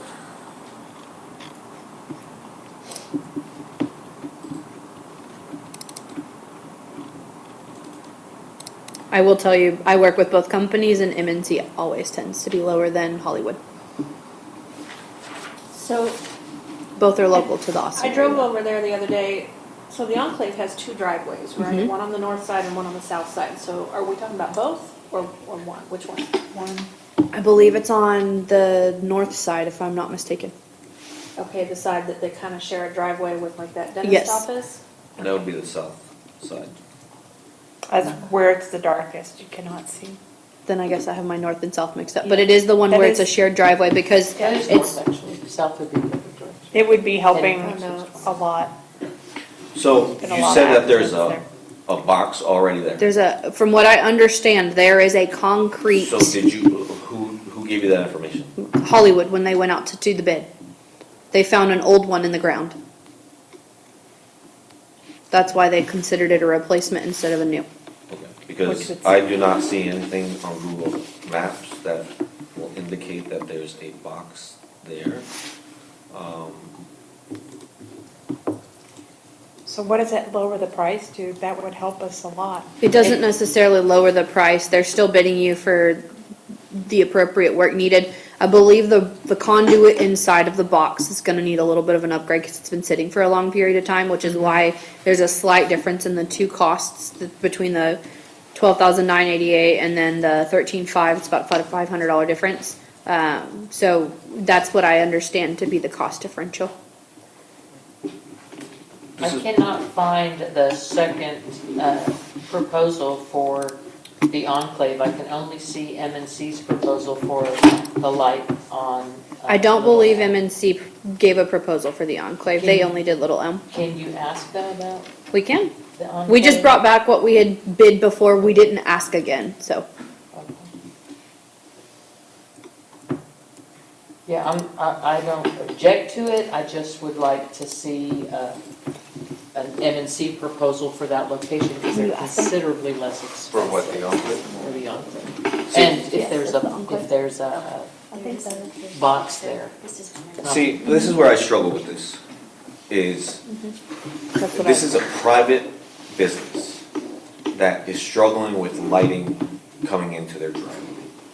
Now, if we do this, why doesn't Walgreens come and ask us for lights? Why doesn't AutoZone come and ask us for lights? Why doesn't the gas station or the vet or the car wash ask us for lights? So we're opening a door here that we're gonna make this, if somebody requests it, oh, now we're gonna do it because the Enclave asked us, we're gonna, so that's where I struggle. This is a private, for-profit business that is there making. It's a good industry to be in. It's one of the top leading industries in this country. And they have lights in their parking lots. So to me, you're asking the taxpayers to fork over the cash for this light, and they're for-profit company, they do have the ability to pay for that. That's where I struggle. But it's on the street. They can't pay for it, they won't put that in because it's not their property. See, this started. That's a really good, actually a very good, And they pay taxes like everybody else in our So then, neighborhood. and if I want a street light in front of my house, then we're gonna, cater to that as well? Like, Well, at we what did point? do that for a lot of people. So, now, if it was a box that was in the ground and was existing, which I don't see on Google Earth. We I have will pictures if you'd like I to see would them. definitely walk it and make sure that it's an existing box there. We pulled up. I don't see that. It came up from what I remember, this was that they weren't happy that it was dark. It was something new, and now the story has changed. So, there's no reason why they can't put a light on their property to illuminate it if they're unhappy with how dark it is. We are in technically the country because we're out of city limits. And that's just what you signed up for when you live outside of city limits. So that's where I struggle with this, that, Beth, don't you work there, or didn't you work there? I have family there. Okay. So to me, it's But it's more a lot of people personal are having thing. accidents. would you mind going to that intersection or going over there and taking a look?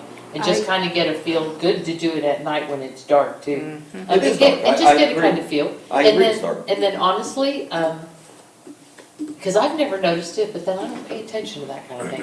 But And you gotta remember, 80-year-olds that are trying to drive that they can't see as well at night, and David, that's where do you that. wanna come I don't know show if you the where street it's at. light helps that problem, but, Oh, it would, a lot, it's very dark right there. well, but I cannot. Yeah, that cone is not in front of the enclave. That cone is in front of the dentist's office. So it's not gonna solve the problem of it being dark in front of the enclave. It's gonna provide light to Like- that area, and that's just the existing place where one lived It's before. not going to, the problem that I'm hearing is that it's dark in front of the driveway of the enclave. That is the issue. And who's reporting that?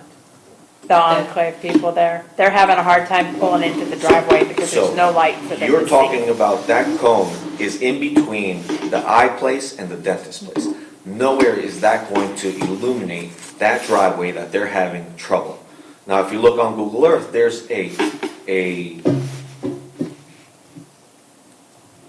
light at the dentist's office shining over their parking lot to illuminate it. Over the parking lot, not the street. There's a big difference on what they're asking for. I just think that it's I think Yeah. the point needs to be well taken, that they are asking for something that they do have the ability to do it for themselves. If it's really an issue for their residents, they can. Well, no, they can't, because it's not on their property, it's well, they on our can property. put it on, and first of all, it's not our property. It's It's right of way. and they can put it on their property so it illuminates on their property and it spreads outward so they do see it. I feel that this is more of a personal thing that you want done because you have family there, you work. I didn't bring So- this up, they did. So, you Okay, know, well, we're not doing it tonight anyways, so we don't need a real back and forth on it. We do need to understand, we understand the concern. 'cause Yeah, you they've brought the told it to concern, me many times, their board has And- brought it up to me. And we need to, maybe David, you should go talk to them and see why they don't put a light there. they can come here and they Or can they talk can to come us. here and talk to us. They can't. All right, Could I just have a question Sure. about it? So the other driveway on the actual north side looks very curvy and there's not a street light there, so is that not a problem as There well? is a street light that's not far though, so they can see better. It's not far. Just so y'all are aware, the maintenance guy of the enclave is the one who reached out to us regarding Yeah. the light. I mean, there's accidents happening, that's why they're doing that. Was there a They're light asking in for that help. spot originally? Apparently, it's got wire underneath the cone that David's talking about for there to be a light. I've searched as far back as I've been here and a little further, and I don't see that it was while we were here. What I'm assuming potentially happened is it was hit and it fell into the road, and the city likely removed it Yeah. and didn't notify anybody. Yeah. Okay. oh, so there used to be one. There's wiring for a light right across. There's a cone in place in the rock area of where one used to be. Maybe they'd be interested in, maybe the enclave would be interested in paying for the They're the not service. ever gonna, Spectrum is never going to help these people. Period. The Spectrum, people that owner. own that building, Oh, they do not care. oh, well, It's the residents that live there, that pay taxes, that want help. well, those people don't pay taxes, Spectrum. No, they each pay their own. They have to pay their, Well, I think whether I pay it. who's saying what, I think we ought to look at, if we have lighting, would that help the residents that walk by or are part of our district? I don't care who's making the request. Honestly, I care really. I don't know who interest started of it truthfully. It's been going on for years from what I understand. So, And get an anybody MMC has quote. reported any incidents because of lack of lighting from your end or that? I hear incidents like, Oh, yeah. There's even been a person that's been hit there. So, you know, it's not just cars. Well, I'm not, in theory, opposed to anything that makes the district safer and better lit at night. So I'd be interested in seeing the proposals as they come We'll in. get one from MNC. One thing I do am opposed with the lights is it's in perpetuity. It's forever. That maintenance is that's a fee you pay forever. And that's one thing that, you know, I don't think was considered when all the new streetlights were put in, that you pay that maintenance cost on that forever. And it adds up. Look at the electric bill. It definitely added up quite a bit. You know, yes, it's one more. We probably actually are paying for that, because if there's a post there and nobody reported it, PEC is probably still charging us for that, even though there's not a post there. So, anyway, I say get proposals and see what it. And take a look. And sometimes it's easier to appreciate a situation like this if you just drive up there. It's really close. You're like a mile up the road. You can see it for yourself, and then you'll have a better feel for what's going on up there. So you'll get the proposals? Thank you. Last up on my executive summary is just an update for FEMA. We've completed all submittals at this time. I completed the last one to the Texas Historical Commission yesterday. After this happens, the Texas Historical Commission will sign off on the documentation that they've asked us to provide. We also got permit, basically, not a permit, it's approval from TCEQ for you to all have used Little Elm Pond as the staging area. So I reached out to TCEQ but right before Christmas, and we finished our communications directly after I returned from vacation regarding the documentation needed, and we had to submit quite a bit of information to them regarding the number of cubic yards processed, things of that nature, and basically what both Sunscapes and Landcare did. We submitted all of that. We received the approval back for that, processed that to FEMA and TDEM, and then beyond that, we were asked to fill out a green sheet. That goes back to FEMA, TDEM, and then the THC, which is Texas Historical Commission. So at this point in time, we've completed all submittals. From what I understand is next steps will be a final call to discuss the final payout. The total cost submitted was $138,000-ish, and your payout is looking to be around $103,000, according to the grants portal.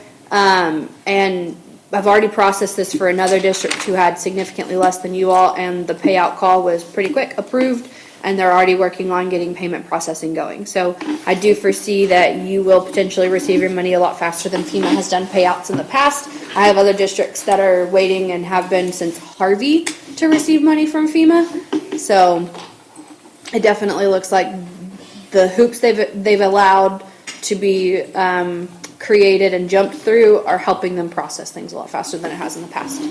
So 103,000 would help.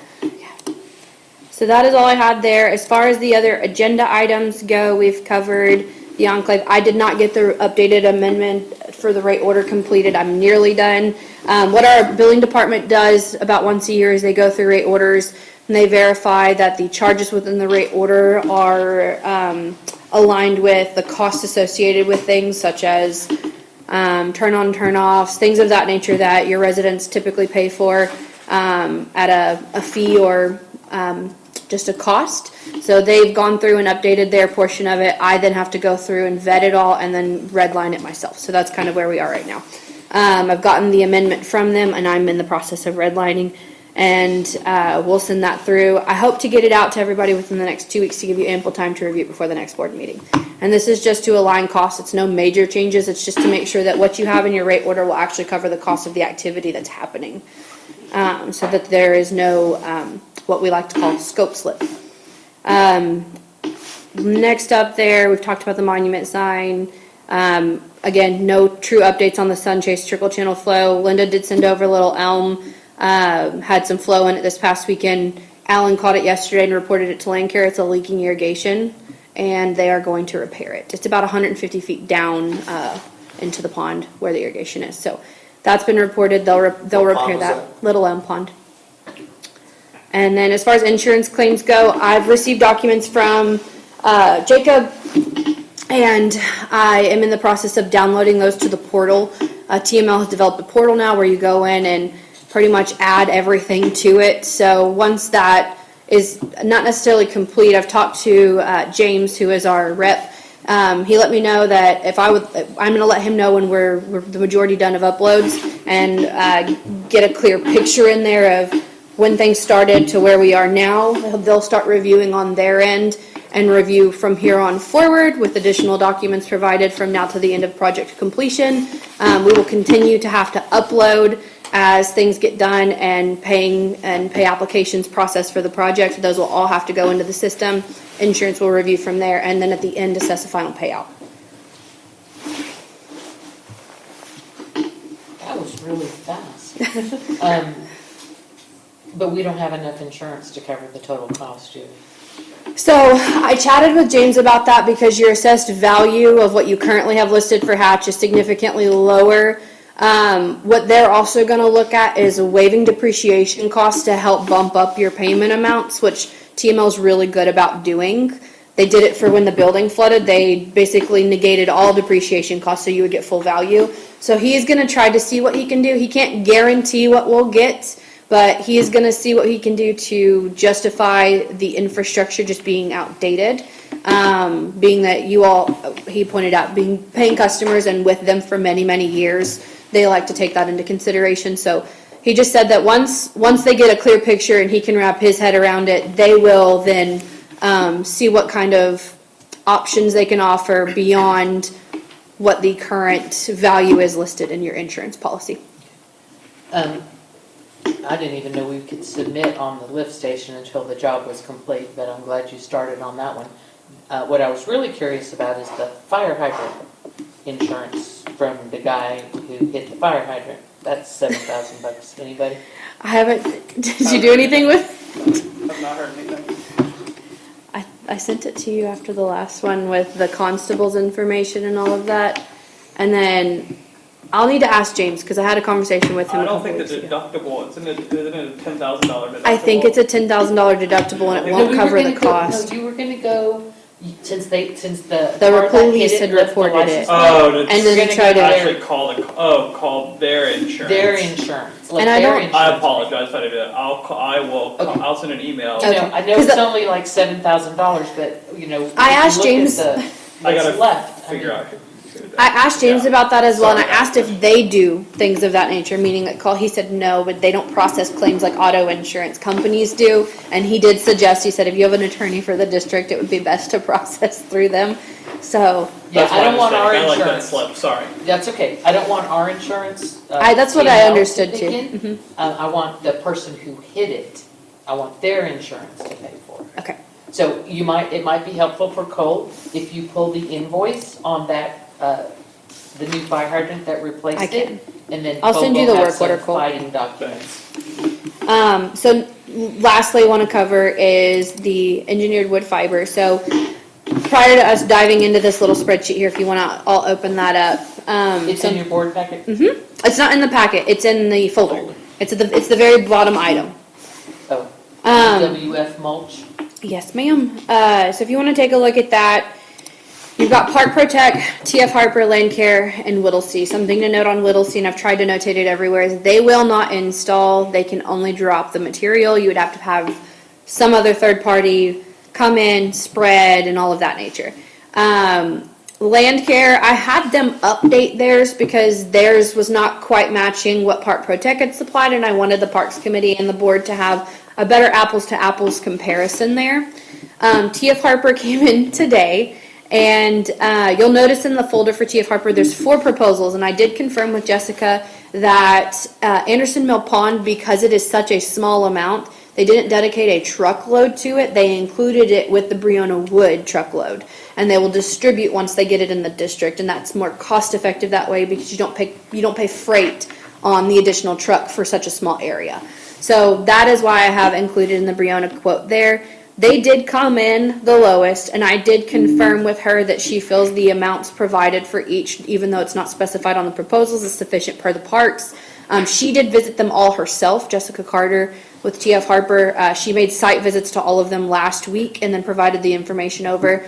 TF Harper is one that y'all have used before. They also provided discounts on each of their proposals, just because you are a returning customer to TF Harper. So you'll notice there's a red line on each of those proposals that gives you a small discounted amount. So as of right now, your lowest bidder with install is TF Harper, and that total amount will be $29,706.67. I would point out that they only have down 131 cubic yards for Anderson Mill West when the others 2 are going to do 309. 309. So Yeah, that I asked her about that because that's what threw me off. I said, calculating your totals, it's slightly off. And she said she is confident in her number. She visited the park herself. She checked depths. They are IPMA and ASTM certified. So they're a certified playground installation company. So I also trust her judgment there. And she said that what they will do is they will come in and decompact everything before they lay on top. And the decompaction is also going to give you more depth to what's already there. So they'll stir up what's inside of the parameters first and then lay on top Will of. they guarantee that That's it'll be the to correct way standard to when do they're it. done? That's what I mean by they're certified. So they will. They will guarantee that it is the right depth. I want to say it's included in their, if you look at their. Look that right now. Look that. It's huge. It's just something, This has gotta be to me, it's flexible. something is missing there, something. There's a big chunk. I will tell you when But if I. they're willing to certify Well- that everything will be to standard when they're done, I'll take the cheaper one. I would say that we would have to have our inspector certify that it's to that, because I'd feel more Well, comfortable. we know It's how deep gonna it go has up. to be. I mean, this is what I did for a living for years. We know. It will be fluffed and once they put It it will in raise there. it a little. Oh, It yeah. will compact again, of course, but when they, my goal of McKinsey is, when they walk away from it and they're done with the job, that we could take a ruler out there and measure it and it's right. What I can do is I can get it in writing for you from her if you would like. But I will tell you, they're a certified company, so they have it listed on their website everywhere, the certifications that they carry. But I can make her put that in writing if that would suffice for you all. Park protect, check. I mean, it's a They thing. do every quarter. They will check it in a quarter, but if we go with the lower bidder, that's only a good deal if they do it to standard. If they don't bring that mulch up to standard, then Because it's not just getting it to the standard, it's us going above the standard because we are. because it compacts Because down. it compacts down. It does go down and you have to do it again every couple of years. Well, yeah, part of our, yeah, that's a whole other story, but yeah. So, Parks Committee, what is your recommendation on mulch? I see that in the amended budget numbers that Ashley did for us, you were looking at the 58,341 number. Right. Well, prior to, the TF Harper is brand new to me today. So prior to that, I also put a spreadsheet in the parks folder, breaking down similar to what Mackenzie did and also adding the cost per cubic yard. My recommendation was going to be to go to with Park Protect because they are the people we have entrusted with the maintenance and safety of our playgrounds, and I'm a little disturbed by the disparity between Park Protect saying we need 309 cubic yards and TF Harbor saying 131. I don't know. Those are both huge amounts of mulch. I can't even conceptualize that. And so, I mean, I don't know. David, any ideas? Yeah, that threw me for a loop there. It's, like Kelly said, we had Park Protect in mind for our recommendation, but with the price difference, it's substantial. It's substantial, but they're also installing 1/3 the amount. So, And we couldn't get numbers for the rest of what she wanted to do for the rest. She submitted them today, so there was not a lot of back and forth time that I had. I sent them over to y'all as soon as I got them from her. She's doing it off fluffing. I mean, she's doing it off She really is. going. She told me. And that's They're what in the you parks want. folder. You I'm don't sorry, they're want in the just- board folder. From what I mean. But I just- got them when I emailed them to you. Just saying from what, running daycare centers for as long as I did and when you have to do that. If you're looking at this other bid that's saying that you need that much more, that means they really were just gonna put it all on top. It's better to use what we already have, fluff it all up from the bottom, fluff it up. And what she's saying, what I'm hearing her say is, well, we're gonna fill what we need because we're gonna go in there and work on what you have in there already. But doesn't, And that's the way it should be. You don't want it to keep pounding up. You want it fluffed. so don't you it's wood, it decomposes. Yeah, you're gonna lose them Even with so, that, but that takes a long time. my to really put brain- enough rain. I don't know, I just, yeah, I'm stuck. It comes up with other problems if you just keep packing. What y'all you don't can wanna do, just pack and this is my suggestion, approve the not to exceed at Park Protect's amount. However, let me confirm with Jessica in writing that they will guarantee it would pass an inspection, and I've explained, and if she can guarantee that, then you're within your not to exceed to approve for TF Harper. I like that solution. It can be the Parks Committee's discretion at that point, but I will provide to y'all whatever she sends me.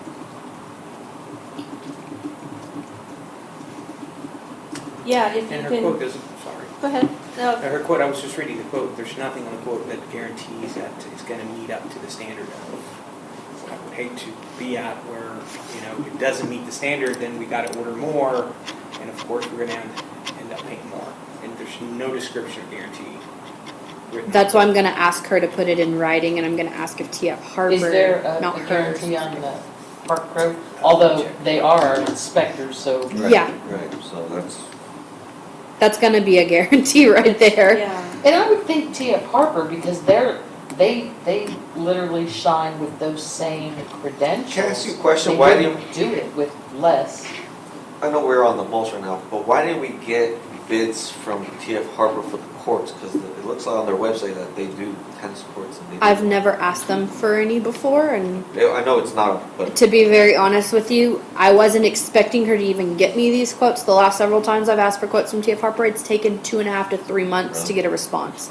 This is the soonest and quickest I've received any quotes from them in a that's while. kind of a little concerning if it takes them 2.5 months to get. It took her a week to get me this, and she visited on site last week to look at all locations. Okay, Let's make it. so let's make a motion They on. do have an industry standard guarantee. Oh, who's that? TF Harper. Park Protect. See, that's what we need from TF Harper, industry standard guarantee. And of course, since we have the quarterly inspections, then we should have another inspection rolling around in 2 months. And Park Protect is gonna measure it again and let us know how we did. So I am gonna accept your recommendation, Mackenzie. Something I wanted to add before you make your recommendation. If you look at the Lakeline Oaks quote, she also quoted you on PIP repairs. It still falls well within the range. So in the event that TF Harper is willing to guarantee the certified standards, you also would have some wiggle room there to get the PIP for all of over here patched. She included them all as What's optional. PIP? Pour in place, the little like sponge. foam type stuff. She just noticed it when she was at Lakeline, and she actually emailed me. She was like, "Do you want me to provide this?" I said, "Yes, just put it in as optional." She didn't do any for Anderson Mill West because she had already visited there. She came over here and she was like, "Hey, I noticed this. Do you want me to add it?" So I had her add it for Lakeline. It would bring that up to code as well. It is also one of your items in your quarterly report as noted. So I just wanted to throw that out there. You don't have to worry about it right this second, but in the event that she comes in and is willing to certify and verify, you have wiggle room. It's about an additional 5-ish K on top of that 29,000. So just so that way, in the event you do run that route and the board's like, wow, where did you spend an additional 5K? It could be from that.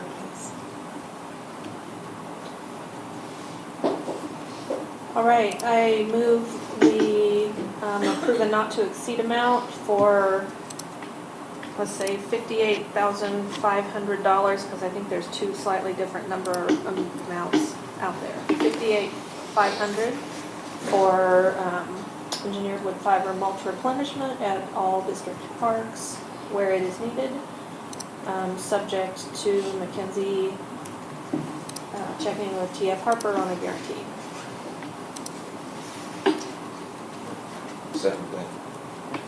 Can I get some clarity here? You're going with the not to exceed of the larger dollar proposal and then hoping to reduce it by using TF Harper? If they provide a guarantee. Okay. Any more discussion? Beth? No, I think Hanoi said that they do have that on there, right, correct? just to make Yeah, sure they do that have a I'm. guarantee and also 90-day warranty. That's Perfect. Park Protect, right? Park That's Protect. Park, that's Park Protect, not TF Harper. And TF Harper doesn't have that? She's gonna Not try to listed get on that. their invoice, Okay. but that's what we're gonna ask. Yeah, that was the only question. Okay, David, anything more?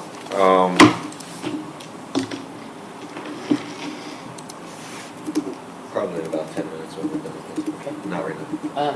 Hanoi, anything more? Well, I think it's important, I mean, if we're talking about the industry standard meeting the standard, you know, how long would that standard last if things are not compacted right? So 3 months down the road, we're back again at the same situation.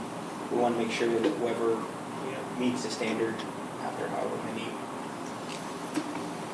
you know, months, I don't know, I'm not We don't But have anything gotta to ask draw the right from questions either, on so. The last invoices that Mackenzie was able to pull for mulch were from 2021, so apparently this hasn't been done. And that was just a refresh. for almost That was 3 a years. refresh. So, Okay. once we get started on this regular schedule of inspections, we'll have a better idea going forward about how often we need to do this. So, one thing that does come to mind, okay, right now, Should be every- we're compacted, right, at our parks. Now, if we fill it in the way Park Protect, I'm assuming, I'm not, that they're just gonna come and get it to the level where we are. We have a foundation right now of mulch that is compacted, it's not gonna give. The only thing that's gonna give is the new that they're adding. That's gonna, now, if you come in and you fluff the existing, and then you add on top of that, will it all settle? You know, I'm thinking that base right now it's not gonna move, it's compacted, and then you put that in. So that's where I'm struggling is, you know, if we fluff it, then we add it. But we're supposed to be fluffing it. Yes. In the base That's fee supposed with to be done. Infomark, our park tech is supposed to be fluffing it, I think, every 3 weeks.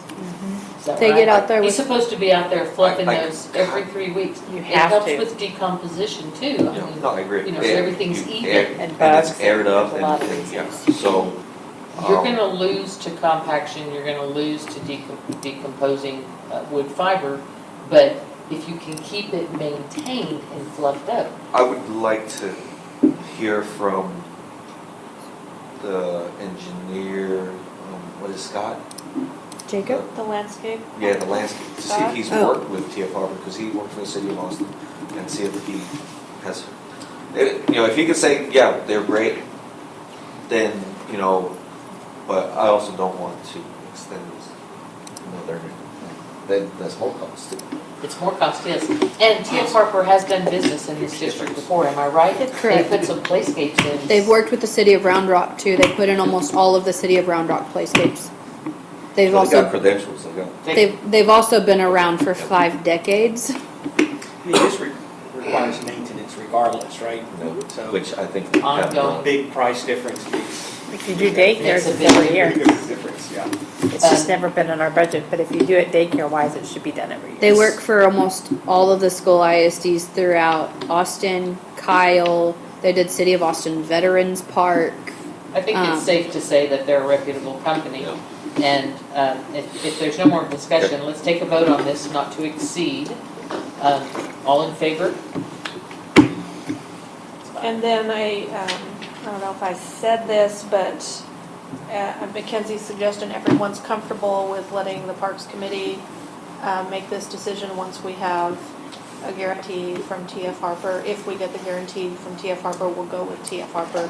If they don't, then we'll go with Park Protect. Is that the understanding everyone has? Grudgingly, yes. Okay. I so want the lower bid to I- give you the guarantee, but I know you can't control that. Begrudgingly. I feel good about it. They're a good company. And also, something I was thinking of is, in many places, our surfacing is at 0 or 1 inch or 2 inch. There's nothing to fluff. Well, I think this is a tremendous move in the right direction to start bringing all the parks into safety standards. We can all feel good about that. So sometimes you gotta bite the bullet and just stay on it in maintenance, and then hopefully it doesn't cost this much every year. All right, Mackenzie, you had something else in here that wasn't called, or was that in parks? Who's got the rubber stuff in their meeting?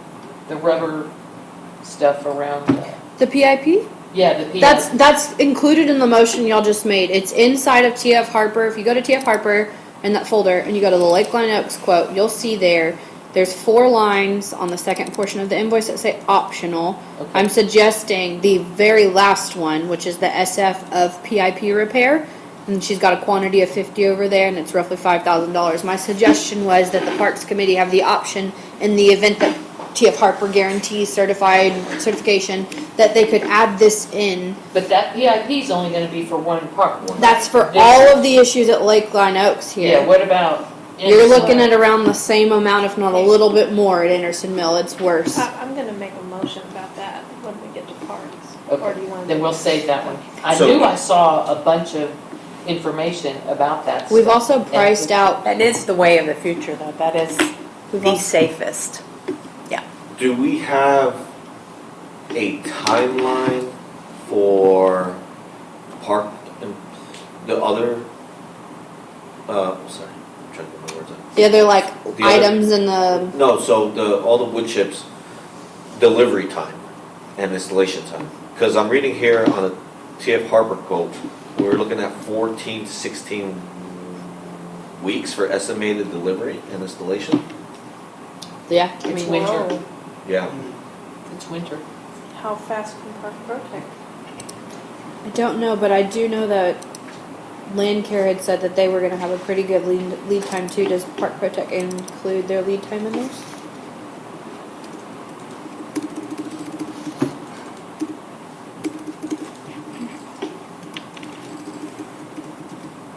Yeah, the only reason why we don't have that in all the parks is because it never was approved because it's so expensive. But it doesn't- is so much safer than mulch. Well, she's looking that up. Do you remember when they installed the new equipment and that PIP in Anderson Woods? That was when Paul was on the board. So that would have been, And they did as much as they could because it was so expensive. I do remember that. It doesn't look like Park Protect has an estimated But if we delivery. put that in all the places, it would save us. so 2016? Where is it? Maybe. Oh, where is that? Is Has that it is that been that long? just general 7 bill? years? Page 3. 3 years. Ah, Yeah, on the blue stuff, it's been replaced though. We Okay, so replaced that's some probably of it general. Yeah, we'll a ask year or them. 2 years ago. Mackenzie, ma'am. don't struggle to find that. That fly, who let that fly in? I don't know, but somebody needs to kill it. Is it just one? Can you find the invoice for the play equipment at Anderson Mill West Park and at Lakeline? Oh, did you get it? Oh, you did not use this. Sorry, Nicole. That's all right. There's no, that's on it. He was still on, didn't he, smash it? I can try. However, Jacob will likely be the one that has it. That was in Gray's files. Was it, okay, that's what I was afraid of. But I might It have. would be interesting to see exactly how long it's been there. We would get a good feel for how long it lasts. It's been chipping away for the last couple of years. But we have some feel for the cost to maintain that versus the cost to do wood chips. Wood chips is just, it's not, I I'm know just it's gonna be not as honest, nice. it's not safe. Well, we also It's Well, it is safe. It's we Well, we don't recommend PIP to anybody anymore because it is a problem to repair. That's the problem, is the kids pull it. Exactly, they can't help themselves. I know. And it, Supervision. before we do But more it is safe. PMP, it might I like it. behoove us to look at what it would cost for the real damaged portions, to pull it up and replace it with wood chip. But again, It's a hard fall when you fall on those wood chips. But it meets standards. but it meets so- the standard It for does, safety. but it's just so- not the number one thing anymore. It's just not. Anyways, I personally would like to see what the investment was, how long ago it was, and then the cost to replace. That's just a responsible look and then we could make a decision how to go forward. It may be too cost prohibitive to take it out. Well, it's, in the long run, it's a lot cheaper. So anyways. I'll do some digging, and if I can't find anything, I'll ask Jacob. So, Because we have to buy wood chips every year we're gonna be buying some. If it's gonna go in the budget, just never done before. it would have to in going forward because we're going to maintain those standards for as long as, forever. That's our goal. Are we fluffing it? I don't know, I don't Yes. know. I ask them to. I will typically ask when they're going to, and if we'll just put it on like a. You're talking tech. Yes, well, not just your tech. We usually have 2 techs do it with the garden rakes. We had an issue a couple years ago where they started growing fungus, and even after raking them, you come back and it would grow again. And so we were having to sanitize with simple green in the wood chips where we could to get the fungus to stop growing. Yeah, that's a lot of things. Okay, can we move on from this? Because I think the Parks I'm done. Committee has a good handle on what they need to do with the wood chip situation. I'm all done. Okay, I have a question, if we're ready to move on at the end. Yes. We're at the end. So, a couple weeks ago, last week, disconnection tags, notices were taken to Cypress Elementary and Nauman Elementary. Can you walk me through how that happened? They hadn't paid, so we have to deliver tags per what your rate order states. Right, and so maybe that's a deficiency in the rate order, but, so our 2 elementary schools are a vulnerable population, and in addition to that, Leander ISD is never not going to pay the water bill, never. And so I think we need to make some kind of You have to keep in policy. mind too, they got delinquent letters quite a while prior to receiving a tag. All right, but I'm gonna say, if it comes to my vote, we are never.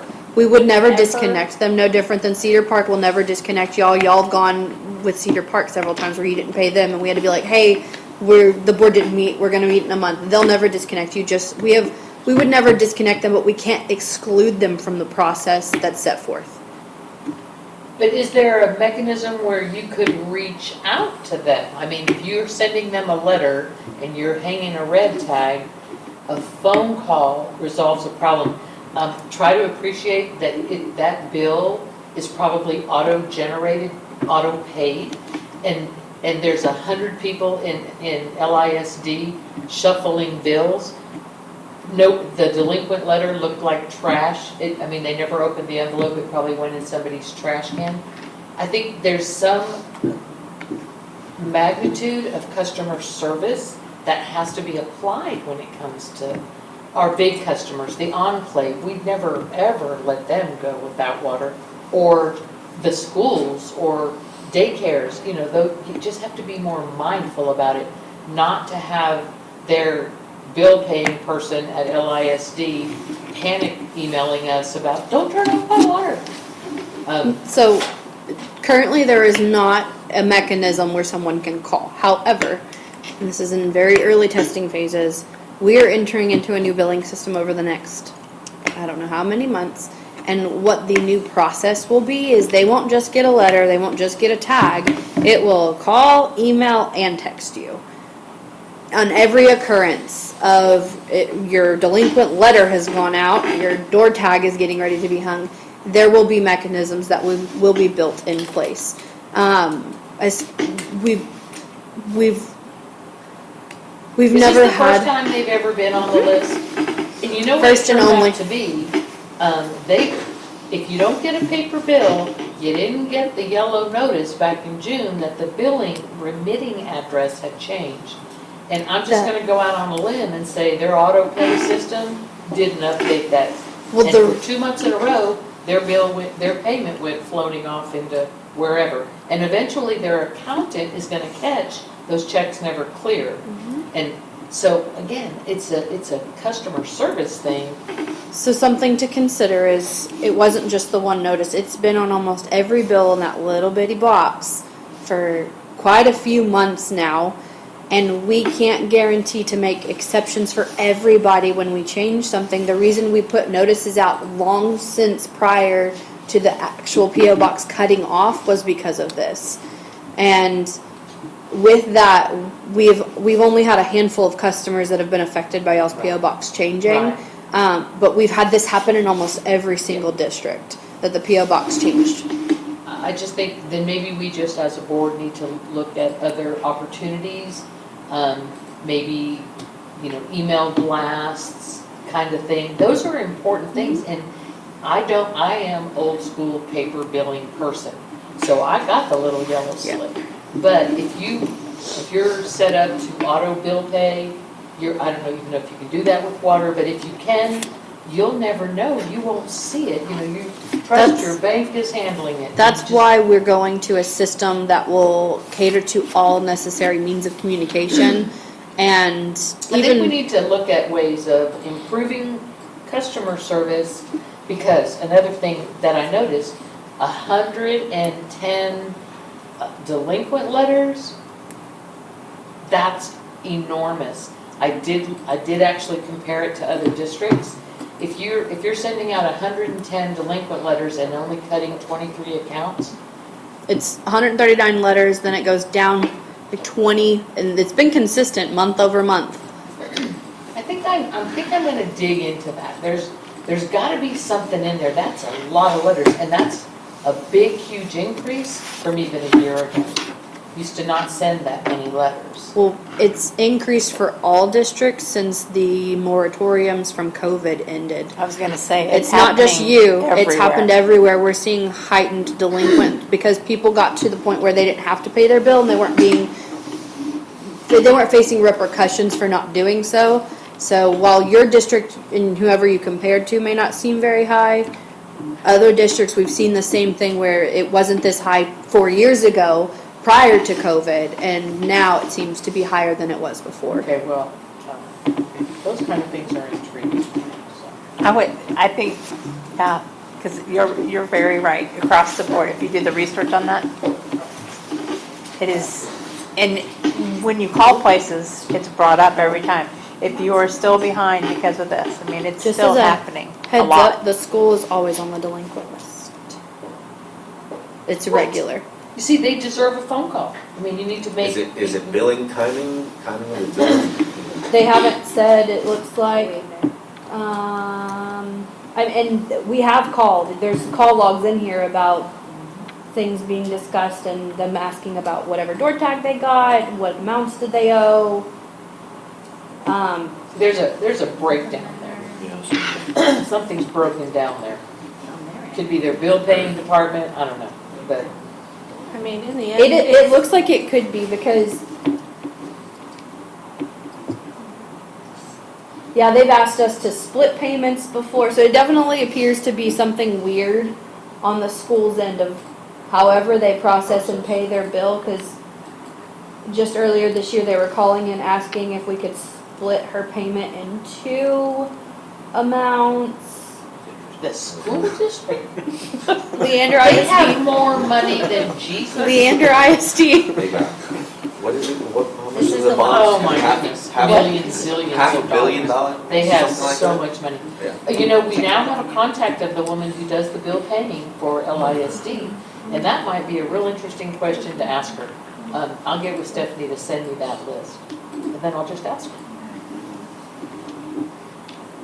so is it appropriate to amend the rate order to put in some kind of intermediate step for the vulnerable large populations that we serve? I think I wouldn't write it that way, but I would do something to customers who use in excess of 100,000 gallons a month, because that catches all those people. That catches the enclave, that catches the schools, and that way you're not breaking it down by class, by water consumption.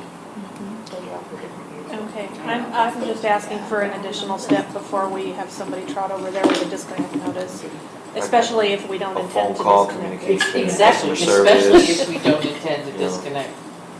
So, But Well, it gets when paid. When Mackenzie sends us her red line rate order, let's remember to stick something in there to cover this. All right? Are you gonna make that note or I'm gonna make that note? We're both gonna make it. Both. Oh, sorry. Here's some.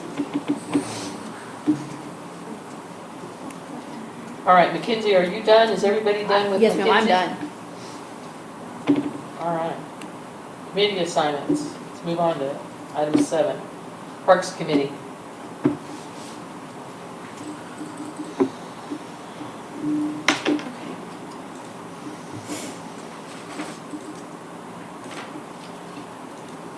There is a bid in the Parks folder for painting and staining for the 2 gazebos. That's wood repair for the 2 gazebos and painting and staining the Anderson Mill Pond Bridge and the Madeline Pond Bridge. And I move that we accept that proposal.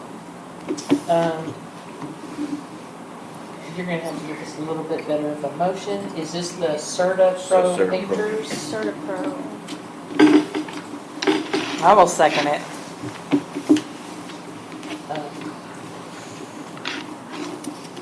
Accept Serta Pro painters proposal.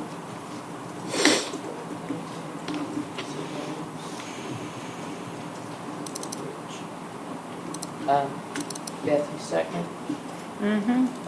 Any discussion? Beth, you go first. This has been talked about for a long time. So you have no I have nothing more to say. Okay, David? There was, so on the walk of the district with the engineer Mackenzie on footbridge number 2 on Anderson Mill Pond, there was a section of it that the wood was starting to decompose on that. So I saw that they were replacing 2 other spots that the wood was rotting out, so it was just,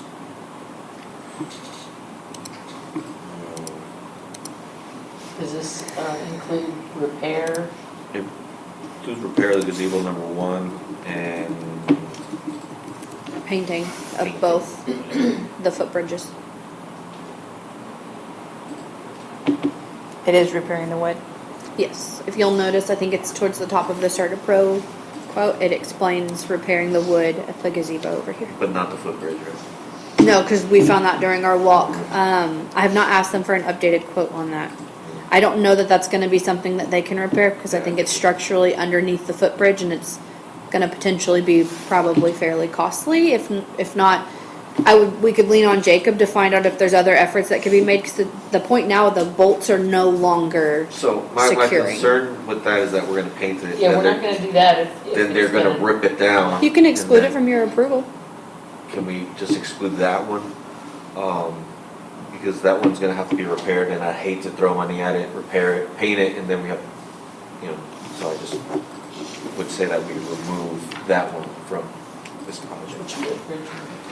It's the Anderson Mill the Anderson Mill Pond 1 or footbridge. 2.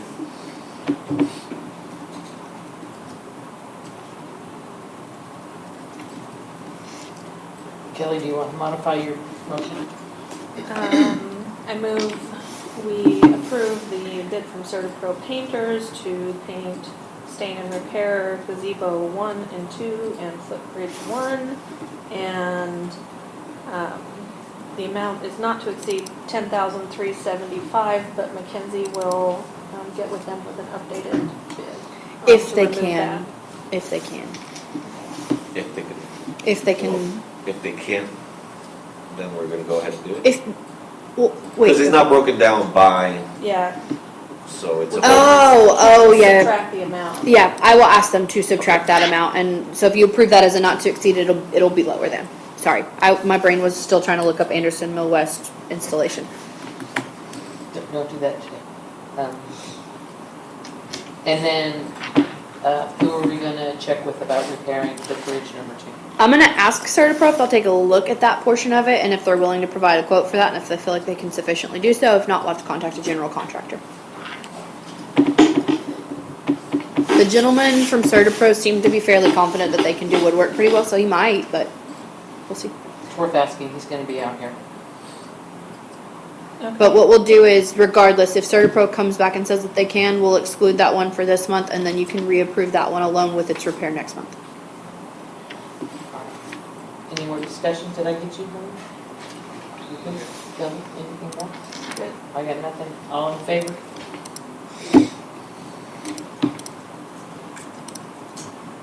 Okay, next, the playgrounds were inspected, and that inspection is in the folders. There are still many outstanding priority 1 and 2 issues, which of course are, loss of life, loss of limb or body part, the really bad ones.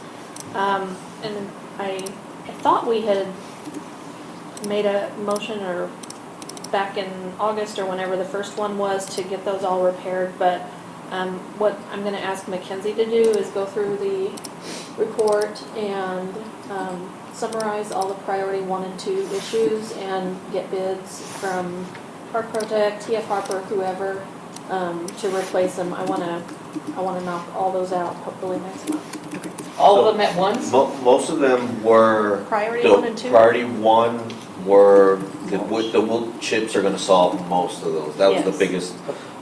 There was a number 1 of a head entrapment that I was surprised he didn't catch it the first time he did the inspection. Yeah, it was out here, I think. It was, No, I thought it was at Anderson. Valente. Was it? That's where I remember seeing it. but yeah, there But was yeah. one, but they seem like a lot because it's a lot of the wood chips, but other than that, it's not many, I don't think. So- Yeah, and we'll just see how much they are, but yes, my hope is to knock them all out, because again, these are priority 1 and 2. Loss of life, loss of limb, loss of body part. So, we'll find out more about what the cost is. We already know the cost of the mulch, which will take care of a lot of it, but we still have some worn swing brackets and pieces of hardware and, swings that are in disrepair. Anyway, I would really love to get that all taken care Something of. notated on TF Harper's for this park with some of the Yeah. bolts and things needed to be, which fairly inexpensive, so if that comes back in our favor, we can just approve it all For sure. to go ahead and knock those out. So you've asked Mackenzie to create a spreadsheet in priority order of all the park failings? Yeah, to summarize the Summarize. priority 1 and 2 issues in all parks and get bids on those issues to present next month. And that priority 1 and head entrapment was at Lakeline Oaks. So are you replacing swings? This is just for safety standards. This isn't to replace things yet. This is to get everything up to code first before you can consider improvements. And if you look at when you can see in the report, sometimes it'll show a bolt is rusted and they want to replace that stuff. Not the whole swing, just the bolt. It's just the components. If you'll notice, if you go look at the Lakeline Oaks quote for here, she's got a few small swing components notated that need to be replaced over here. Thorough, too thorough. I'm just trying to stick with what people want. They've been asking for a handicap swing for a long time. I'm going to keep pushing for that because that's what the people want. All right. We actually chatted about it with the Parks Committee about potentially taking out the volleyball court and putting in a handicap swing there because the volleyball court's not utilized. It is used in the summers. Barely, They keep vandalizing. and they just destroy the net. Kitty cats in the neighborhood will love. It's They will love that volleyball court. definitely on the table for the next budget cycle. Okay. All right, guys. Oh, Ira. I know everybody just jumped up and ran to their computers and read all the park rules. I did. Did you? I know you did. So I was hoping to avoid a really lengthy discussion tonight. Has everyone reviewed them? I've not seen the new ones. I know what the old ones are because I wrote them. Okay. So the proposed new amended draft rules are in the folder. All the changes are notated. I did have a question that Mackenzie brought up, Cole. it is currently in the existing rules and carried over into the proposed rules, carrying or possessing a weapon or firearm except as allowed by state and federal law. Do we have to post a 30-06 or 30-07 notice if If you're gonna that's do it against the for rules? public parks. Most do, because you all are government organizations. We have them right there. They're Yeah. behind the pole. But I don't know if, I'd have to check to see if you actually have to put one on like the, Entry points in of the front of park. the actual That was my park. question. because I don't think I've seen that before, but In Round Rock, I think they do. let me double check and see whether you At least have not to my post it neighborhood. in front of the park or not. I'm in the city Okay. limits. That prohibits guns in the park. Correct. We want to make sure that we have proper signage that in the event that this rule needs to be exercised and law enforcement contacted, that we have sufficient signage posted to allow for prosecution and whatever means to be necessary. Now, David had a great point while we were out and about, is that Texas is open carry. Constitutional carry. I wanted to call it capital carry, but I knew that wasn't right. So that's why I wanted to ask, and I made the point that this would be a cold question if including it in the park rules, being able to enforce such would require postage at parks. Good question. I'll get you an answer. Okay. The tennis and pickleball court rules, the annual membership, I eliminated the administrative fee because there was only one administrative fee that applied to non-resident memberships. And it was $35, so I just wrapped it into the non-resident fee to make it simpler. Hopefully that applies to everything about the new rules. I included the term resident to include an individual who owns land subject to taxation in the district's boundaries and resides in the state, and that's language directly from the statute that says who can sit on the board. Yeah? What comment? You can be property owner and you can rent and sit on the board, so you're a qualified voter in that Not case. anymore. Qualified voters? No, Oh, they no, changed that. you have to, yeah, to sit on the board, to sit on the board, you have to own. Oh. But my question is, if you're saying resident, so if there are renters in the district, would the renters be considered non-residents? Resident, So if you're a renter who's rented for a 10-year lease, a let's renter say. lives here. A renter is a resident. They Okay. reside here. Okay. It has to be with your driver's license. But there it That's- says who owns land. It says it includes an individual, so it's bringing more people into that group, not excluding people Gotcha. who reside here. Okay. Cole, if you have a better way to put that, you are welcome. I think I sent you a soft copy, Yeah, right? you did, Okay. yeah. I think there was an issue before I joined the board with who was it, the kids club, like Yeah. Gavel Club? the Gavel It's a Club, Gavel yeah, they had someone who was a landowner but didn't live here, and he was wanting to rent it for the kids. So this it's all about being more inclusive and applying just a standard to everyone, and not specially writing anyone in, and not specially writing anyone out. We're just being more inclusive. Much easier to Yes. figure out these rules. But I thought, Linda, you did not want people outside the district before to do that, so are To you? do what?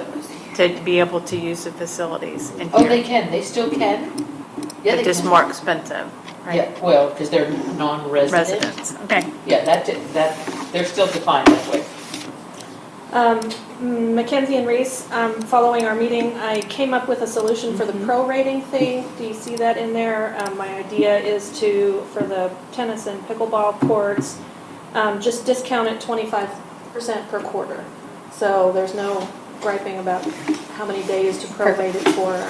It just goes down 25% for every quarter of the year. Sound good? Yes, thank you.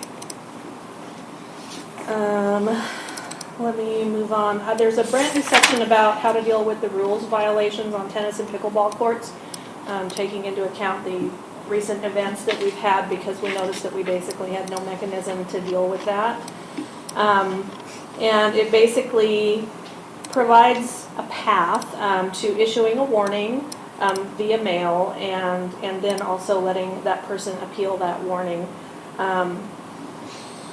And then there's a section for if someone is a repeat offender, they are subject to permanently losing their privilege of having a membership.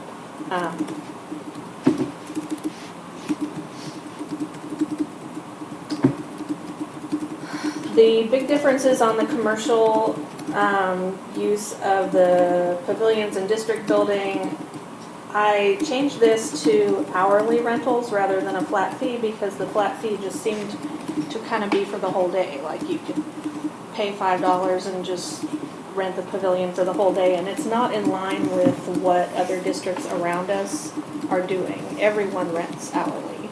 And so that's something that we'll need to work with Caleb? Yes, Caleb. About the reservation system to update that so that we can allow for the hourly. In most cases, I have reduced the rate that a resident would pay. Everything in here is geared toward making it easier for our residents to use our facilities. So residents get the preferred rate always. Nonprofits, which comes later on, they get the same rate as a resident. Nonprofit residents. Nonprofit non-residents have a different rate because, again, we want to make it preferential for our residents at all times. So 3-hour minimum to rent the facilities. I've defined commercial use, which was in there before. Any class, activity, or session in which participants pay to participate or for which a profit is being made by the person or organization hosting the use. I have one question with that. Sure. If that is how we're going to do that in the way that our MUD works, if you're renting it twice a day, right, you have an event in the morning, then you have another event in the afternoon, and it's a weekend and they're not here, who's going to clean that up between events? They are the renter in the rules. They have to clean up after themselves. Okay.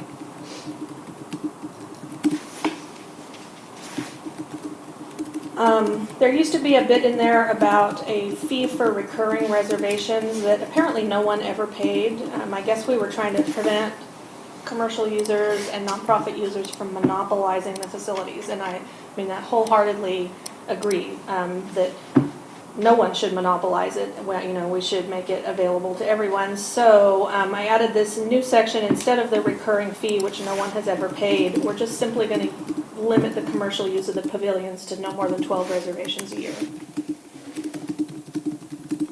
Do you know of any commercial users who are currently reserving No, more than 12 times a year? Okay, so that should take care of it without putting anybody's nose out of joint. It just prevents the monopolization.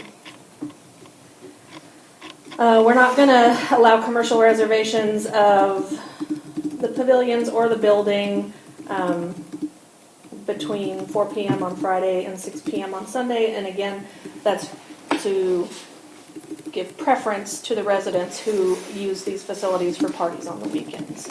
We don't want it monopolized for commercial use on the weekends. And Mackenzie asked to be added commercial reservations of this building not permitted during business hours because it interferes with the ability to provide customer service.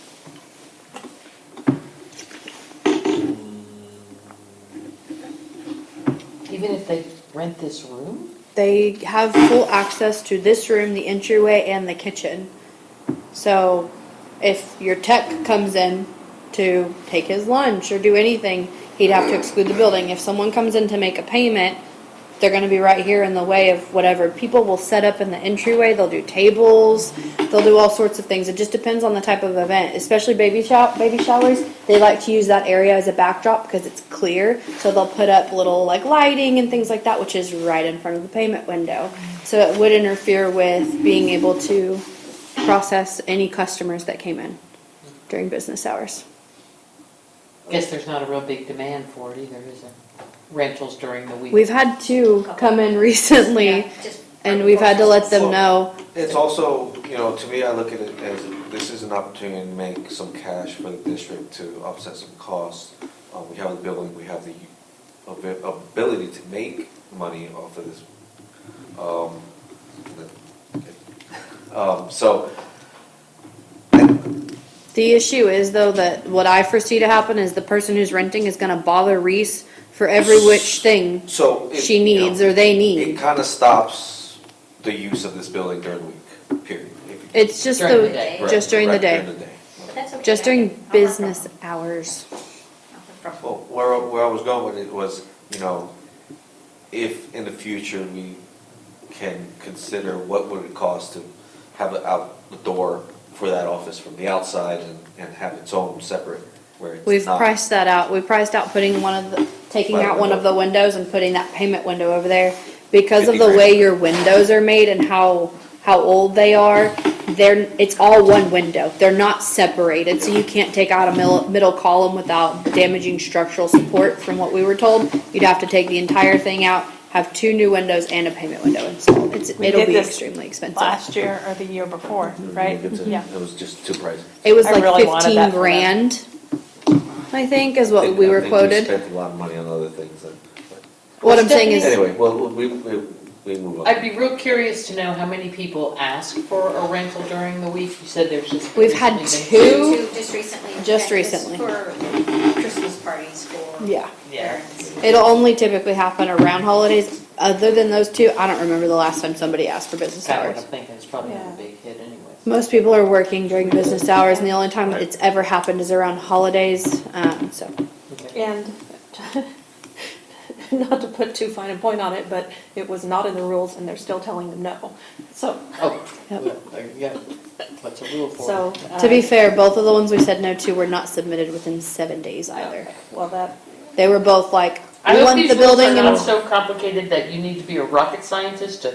they're gotta not. Submit it 7 days in advance or then I don't have to. I mean, we did ask them to provide notice because one, we have to coordinate getting them a key to the building for whatever their reservation is. And if you ask me in 3 days, well, let's say Reese is on vacation, we're not gonna be able to get it to them in time.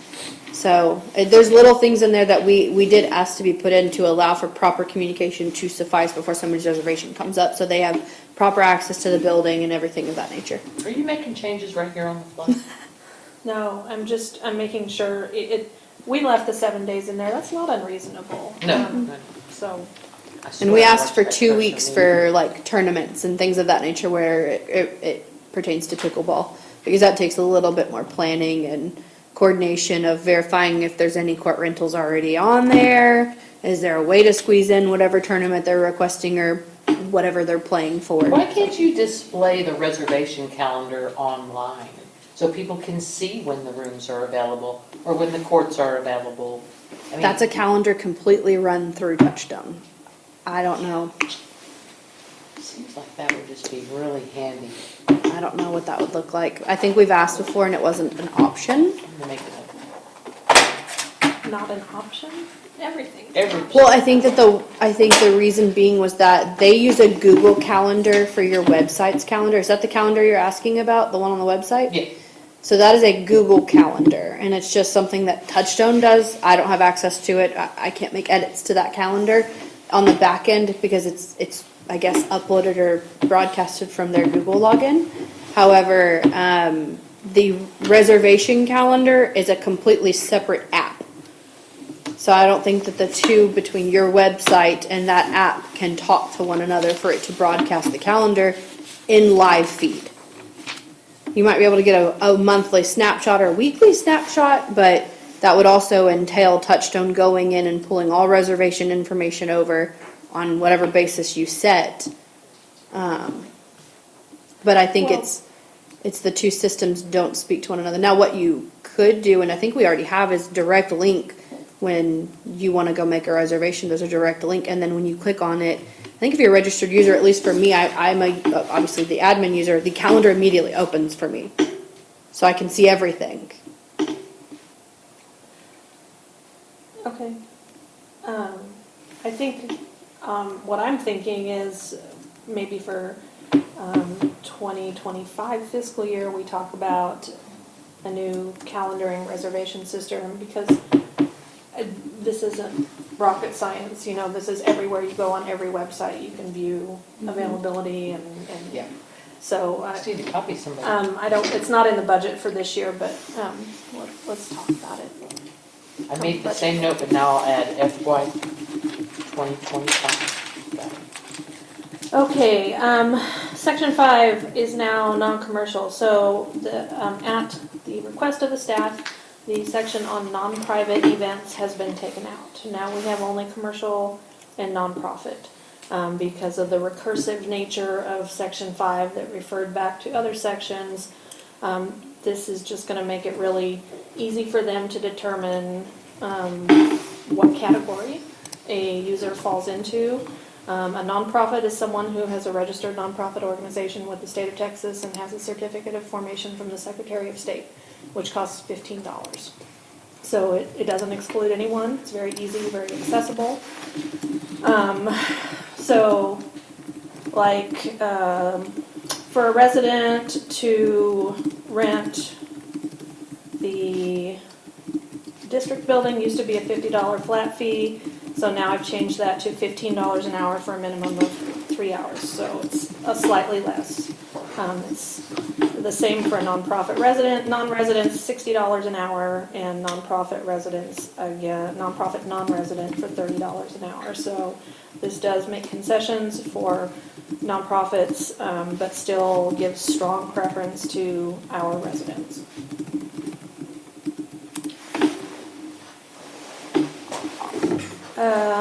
In the interest of allowing organizations like the Girl Scouts to reserve the building once in a while on the weekend, it was prohibited, and again, to stop the monopolization, but I wrote in a piece about limiting them to a total of 6 weekend reservations per year if we have, an organization that needs to hold a meeting here. So 6 reservations a year won't monopolize the building. Is there a reason why we can't stick, I think we had 12 before, wasn't it? Actually, it was totally prohibited before For Girl Scouts? for nonprofits.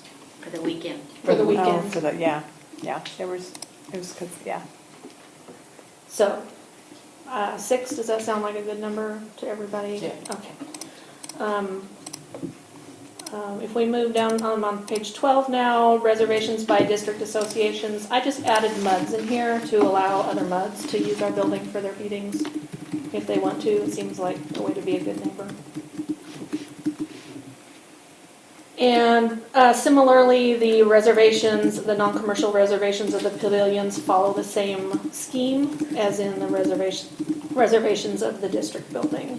Hourly, very inexpensive for residents. In fact, like Fern Bluff doesn't charge residents to rent the pavilions. They just have to make a reservation if they want it. So $5 an hour, $15 to reserve the pavilion. That's at the discretion of the board if you want to leave it at $15 minimum or. The reason why we had a fee on there was, and we've talked about this before, is, and Mackenzie can go into it a little bit more, is that we have to pay for someone to come out and clean up. For That trash, doesn't cover it, especially. though. So what we ended That up doesn't doing even to cover it. help with That was a big issue is on we've that. made the suggestion that if there are back-to-back bookings or just any booking, that you take pictures afterwards to prove that you have cleaned up after yourself, because Yeah. that will go a long way with the district being able to say this person gets their deposit, this person does not. That was why we had a fee, was to make sure that we at least got some of it back. We don't send someone out anymore at all after reservations now. No. I noticed that in the work orders. We were You can asked see not it. to. Yeah. Well, if they don't clean up, they don't get their deposit. Correct. So that should. That's But the there's point. just so much trash. I'm not opposed to a nominal fee. I just wanted to throw it out there that another district, has it free for the residents and, just toss the idea out if. I wouldn't object to residents getting to use the pavilion for free. $5 isn't gonna offset anything. No, it would be 15 by the time you hit the 3 hour. So the 3 hour Yeah. minimum, yeah, that's, But that's still very nominal. it is. What was it before to rent the pavilion for a It used to resident? be a $40 flat fee. Yeah, it's $40. Oh, so this is less. This is much less, and that was my thinking of a compromise between free and 40. I like that. Okay. And I'm down now at the bottom on page 14. There's a brand new section for general provisions. Mackenzie had suggested adding the force majeure clause about how we can reserve the right to close the building, for unforeseen For events. the instance, this past weekend, when we had no water, we couldn't accept reservations and not allow people to have water to utilize the bathrooms or the facilities, so. So that just allows us to use our discretion to close it if we need to. And then a new section for credit card fees starting today if we adopt this.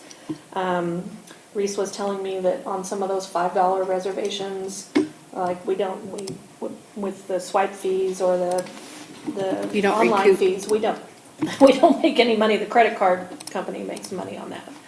So, and Mackenzie was gonna find out what We our got them. actual. It's 2.9% plus 30 cents. Okay, Is the So fee we out of, pay? yeah, so out of $5, you make it.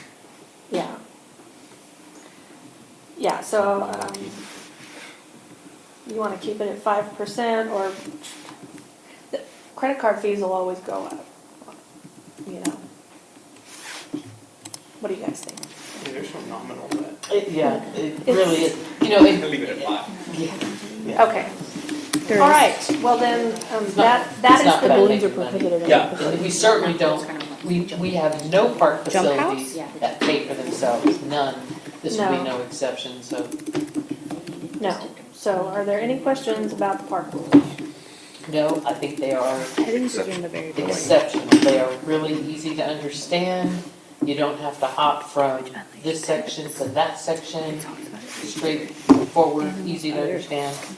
My only question is that we still have to pay tax-wise, even when we're using it tonight. So if we have other MUDs coming in from other districts, I don't think that it's unfair to charge them something. Why would we treat them differently than we treat the other groups that we allow to, like the HOAs and the neighborhood associations? Because and the HOAs, they actually still live here and they're paying their taxes. 21 on page 3. But if we have other MUDs come It could in be that any aren't in HOA. our district, Could be any HOA. well, we need to put it in there, that's for our Well, HOAs. that was in there before, that's the way it That's the way was. Well, I think it was that we meant for our, I don't foresee this being widely utilized. If at all. If at all, and I would hope that another district would give us the same courtesy. And it's the I'm not way, asking for a lot, I'm just, it's the way it is now, so, I'm okay with it.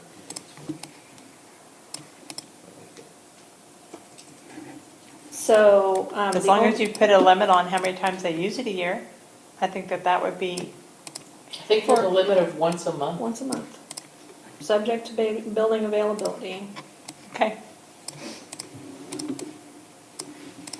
and they have to follow the rules that everybody else has. So, if I remember back correctly, then the only thing we need to check on now is the 30-06 and 7 signs. You don't need to post them on the parks or rec facilities. In the case, the reason you have it posted here is because you're a governmental entity and you're in an open meeting. So that's why you have it here. You don't need to post it at the parks or the outdoor pavilion. Awesome. Then. So there's no change. There's no change, so I move that we instruct Cole to formalize the rules and bring them to us. Yeah, I just wanted to somehow clarify the term resident to include MUD taxpayers. That way, because that's someone who could be an owner of property or a renter who's paying MUD taxes. Well, a renter pays rent. I would say someone who resides in the district or someone Could say that. who pays taxes to the. I was only hesitant because just reading it right here, to me, it reads as if you're a renter, then you're not considered a resident. And that's I would welcome your Okay. clarification on Okay. that. But as a landlord, I pay the tax bill, they pay the rent, and I pay the tax bill. I understand that the rent pays the tax bill, but I'm the one who pays it, so there's a different interpretation there.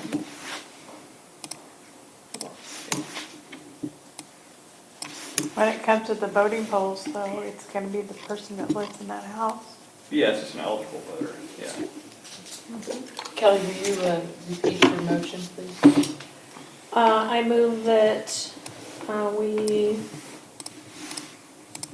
what are we gonna do, Cole? Are you gonna Yeah, put just, this in you your could do a folder? motion, what I'll do is, I'll put it on, if you finalize the comments in here and then send it back to me, I can go through and clean it up, work with you in terms of trying to clarify some language if necessary. And then we can distribute it back to the board and then to Mackenzie to post it on the district's website, if that works. Okay, so I move that we approve the rules with the clarifications that we have discussed here tonight, and that we adopt them effective today and subject to my discussion with Cole and publishing on the website. Need a second? I'll second that. Any more discussion? All in favor? This is fine. You gonna abstain? What? I'm just saying no. I still have one problem with it, but that's fine. Okay. You have enough votes for I what do. you need. Okay.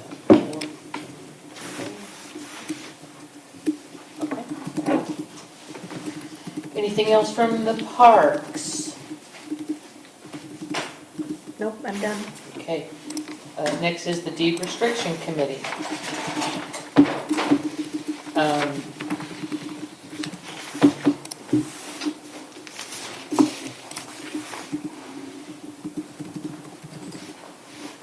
Who's deed Is restriction? it me again? You and who? Hanoi, I thought. Oh, Hanoi. Hanoi, can you update us on that property on your street? Is that corrected? Well, they definitely have minimized, I think they've learned the way around doing things a bit. Hiding it, But they're still essentially. doing it. The resident that was complaining to me is no longer complaining. But, I mean, I agree, at one point they had like 10 cars out there. But now they're kind of keeping them in the driveway where, so they're not really, You're not being a nuisance. yeah, at this point. That's a So, win. yeah, That's a win. yep. Stop the nuisance. I do drive by there every now and then to Mhm. see, if they're lining the street, Yeah, and I haven't seen it, but Yeah. it's a rare. yeah, they've definitely changed their way of doing it.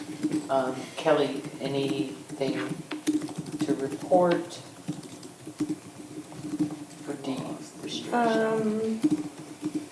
We had another complaint from a resident on Buckeye about the RV. I informed her that we had sent a letter, courtesy letter, back in December, and that is the extent that we're able to help her with that, and consider that one closed. Okay.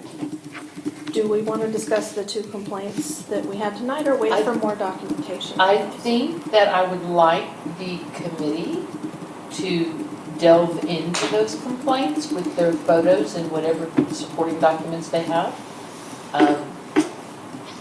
The rules that you've written for deed enforcement, see how that stuff fits with those rules. And, how can we help them, or is their problems not enforceable through the rules? The rules are so new, I have not memorized them, and I would really like you two, since you've worked on them, to figure out, because the complaints were multi-layered. They were. So what can we do and what can't we do? It's a good way to it's a good test for the rules. It right really off the bat, is, actually. Basically, yeah. I thought it would be a good test for the rules, and since they took the time to come in here, I think they deserve to have an answer. Is this a discussion? This is under deed restriction committee. This is an assignment, actually. Because But we still need to know that the deeds cannot be changed from what they originally are. Oh, they can be changed with a vote of 51%, absolutely they can. Yes, but everything that she brought up tonight are things that are in the deeds. Nothing, you all cannot change anything that's inside of a deed. Those can only be changed by the property owners who are affected by those deeds. Correct. If it's over a But majority. they all knew when they, and this is what I talked about before, all those things that she brought to us tonight are things that are in the deeds that we agreed years and years ago that we would take care of until this board made this new decision lately. Well, and see, now we have a new set of rules, because we have a new counselor who has given us guidance on what we can and cannot enforce, like we can enforce on the street, those kind of things. And so the rules are changing to accommodate our lawyers' But they're not really changing, is what I'm saying. You We're cannot not changing the legally deed. state We're not those. changing the deed, we are changing how we enforce the deed, and that is at our discretion. That is the discretion of the But not board. the people's. That's where I It's the struggle. discretion of the board The board, not the based people. on legal counsel advice. It is actually best. I'm sorry, I'm still gonna go for the people. This board has tended to think, let's see what we can do to make things easier, but it's not what people wanted when they bought their houses and the deeds that were in their papers. I'm gonna stick with that forever. Okay. Very well. For the people, not the board.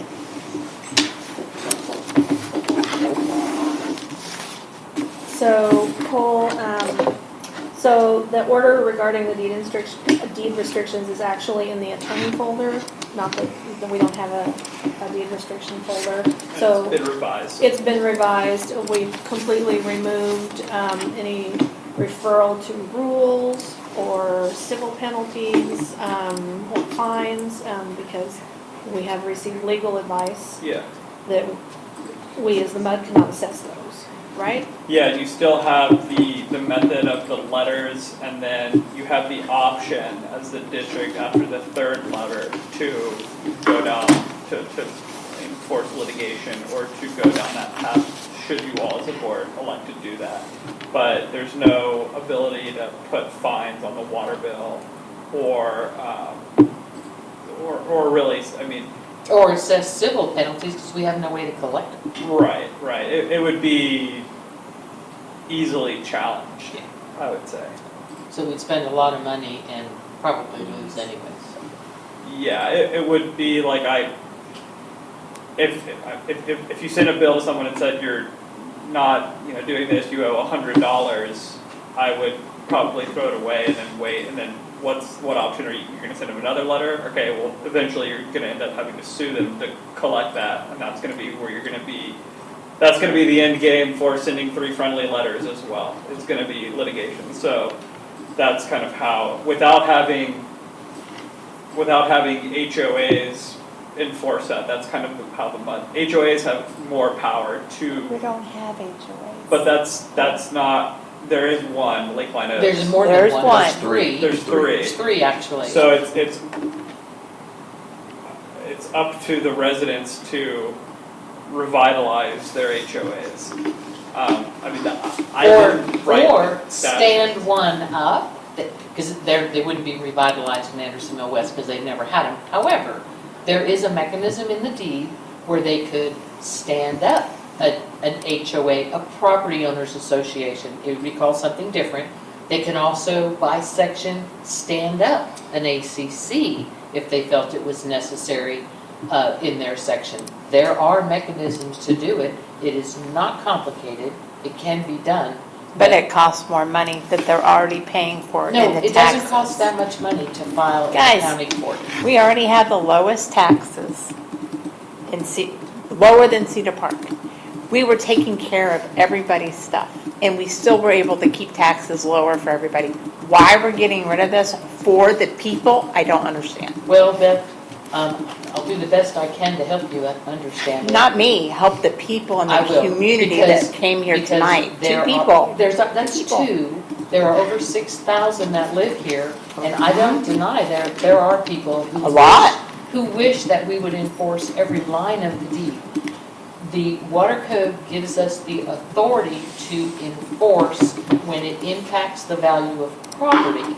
So it is the board's discretion on whether or not a violation of some sort is going to impact the value of property. Taxable value. It is also at the board's discretion, how much money do we want to spend chasing down visible trash cans or those kind of things that would be hard pressed to demonstrate in a court of law that it impacts the value of property when half of your properties in the district, that is not a violation, and you only have a handful of properties where it is. So, But it's worked for 25 years until now. well, maybe they weren't doing it right for 25 years. I don't know. Cole, so in Anderson Mill West, there is no HOA. Would a certain section be able to create their own HOA, or would it have to be all of Anderson Mill has to do? It's, It costs money is the problem. every section, without knowing whether or not all of Anderson Mill West comes under one deed, the same deed, or if it's different They're separate. sections, Okay, it would be the section. okay. So the section, I'm not an HOA attorney, so I don't know. I would have to imagine that if there's one subdivision that has multiple sections, each one of those sections under the deed could create an HOA, and then all those HOAs could grant the power to kind of like a master HOA, a father HOA, or whatever you want to call it, Because, to do the whole, to have unity within the whole section, but that would probably be hard work, or you just create one for each, an HOA for each section and ensure that you're enforcing the exact same deeds that each section has. because what it sounds like is that Beth's section where she lives in the district, they would like more rules, they would like more order, however they want to live. So they are in two different sections, so I'm wondering, would they have to make two HOAs and then have like a master HOA over both? No, I of mean, them? it'd just be the section, it's just Two- where your two deeds sec- apply, right, yeah. okay. It's kind of like when we were trying to help the lady in section 17 change the deed to allow street parking. You remember that? Okay, we learned from a lawyer that we only needed to get 51% of the signatures of people in section 17, and that leniency, that removal of that restriction would apply only to that section. Correct. So it would work the same way it wouldn't be an HOE either, it would be a ACC? POA, Oh, POA. a property owners association, because I think HOAs have to be built into the original deed from the developer. I could be wrong on that. But my I'm point just is, trying to help Beth, because I know Yeah. she, there are people who like a very Absolutely. strict. We all do over there. over there. We all have. You Absolutely. you would be the But- perfect section to try to. But nobody stand wants to pay more when they're already paying taxes, knowing that it's been covered all these years. Well, And all of a it's sudden not you want covered us to anymore. pay more money. Okay, it's not covered anymore, so if you still want that, there is an avenue to have it. Yeah, we have to pay for our own lawyers now. Well, if you had Well, an HOA, HOAs you would have to pay dues anyway, so you'd be paying extra anyways. Zach and Bill, and the lawyers before that all took care of it. Yeah, well, I trust my again, counsel anyway. I literally, So, You guys have, burned some bridges. we changed some things to accommodate the mass of people. And No, to- you didn't let them vote. And to redo, well, they vote, and that's how we all got up here, Yeah. except for Kelly, she was appointed, but all of us were voted up here, we all voted, we all ran on very different kind of platforms, and my message is this: it's not insurmountable, it can be done. If it's that important, then spearhead something like that over in your section, and make all those people I have, happy. and they're very upset because they don't want to have to pay for it. And we all have realized by talking to attorneys that live in that neighborhood that we will have to pay money to do that. You And that we have already been paying money for the taxes that we pay And the to tax- this the district, taxes- which are the lowest, again, than Cedar Park. And so you should be able to still cover that, but you guys are choosing not to. And I'm not going to include her because she doesn't even live in the district. Point of order. So it's not a court of Point of order by order. saying that. Beth, What is wrong with saying that? Because it doesn't affect you. it does affect her. She is a property owner and she pays taxes in this district, just like you do. And you No, her- constantly bring that up. Yes, But because it's it not a doesn't winning argument. affect her. It's not a winning She argument. can't even vote for herself. Point of order. Stop. You just have to stop. Try to find a solution to the problem that you perceive. Let us move on through this agenda. Take care of the people. I agree with you. We do the very best we Take can. care of the people. You sound like Scott Elder, for the people. Anything from the Information Management Committee, Beth? That's you and Lenore. Nothing. Wait, do we need to adopt this order, right? Oh, we do. Do you all want to vote on it? Yes. It has not been adopted. It has not been adopted. The rules are not yet in force. And so my closing, and I'm going to make it so brief, is that we have not abandoned the people. We have a complaint system. We will address common items, items of nuisance, items of health and safety. We are still there for the people. We're just trying something different that is worth a try. And at any time, 3 hands in the air can change it. So I move that we adopt the proposed order regarding deed restrictions. Okay, I'll second that.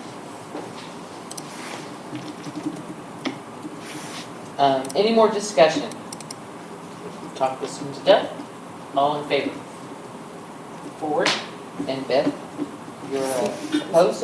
Absolutely. That's what I stood for when I ran.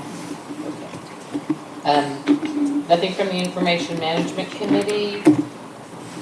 We have no old business. We do have new business. Cole, I'm going to give that one to you.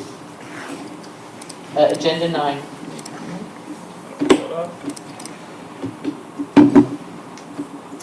All right.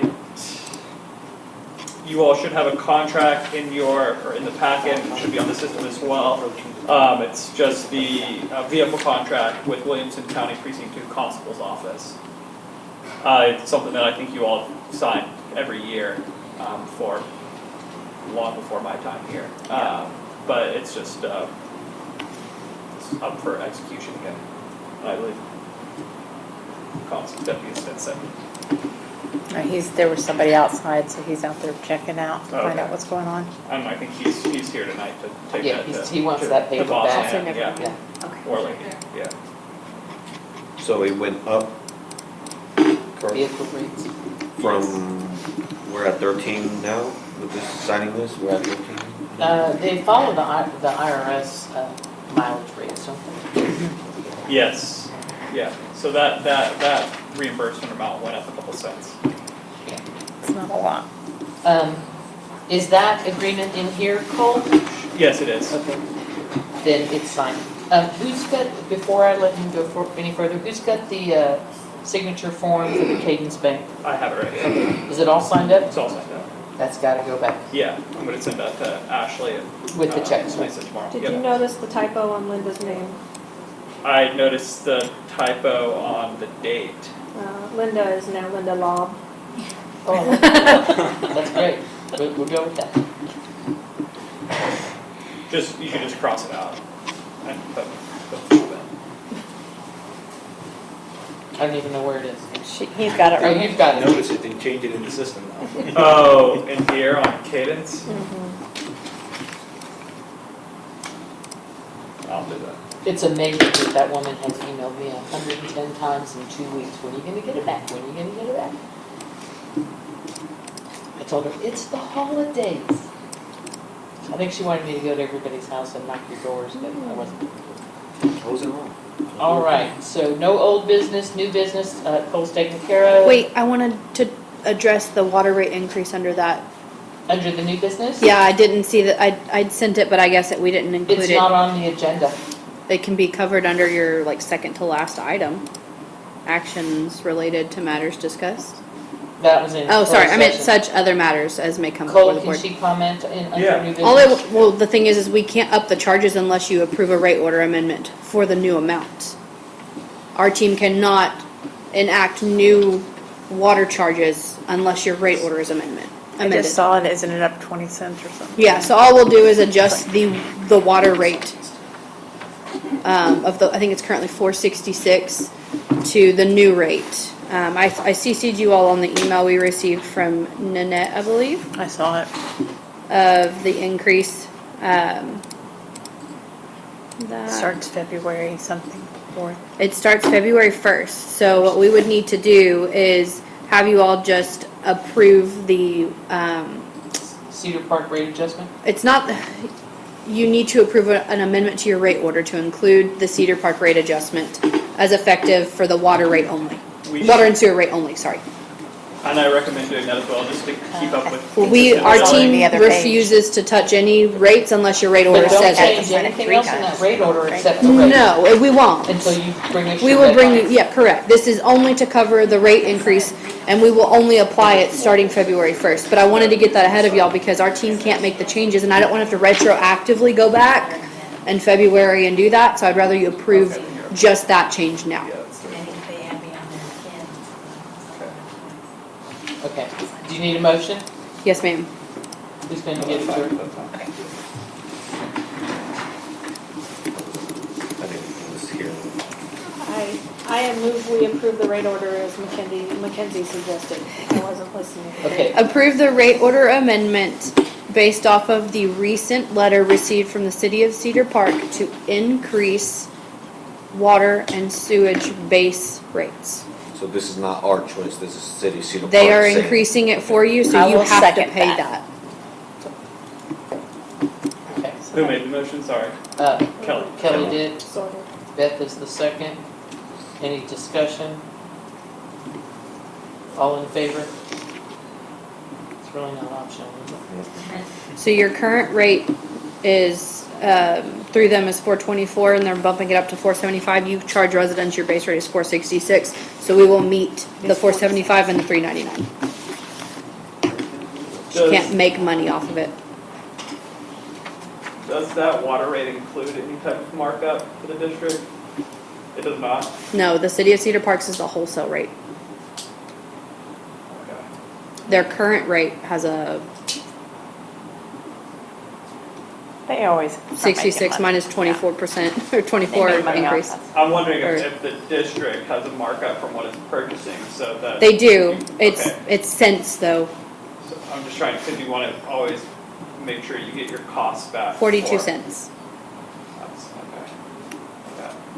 okay. And then I know you're gonna change the rate order to do this. When we do the big rate order overhaul, we might want to just change it to kind of being like a pass-through rate order.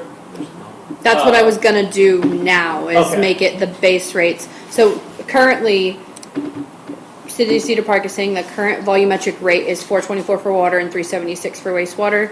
Their new is gonna be 475 and 399. We're gonna match those.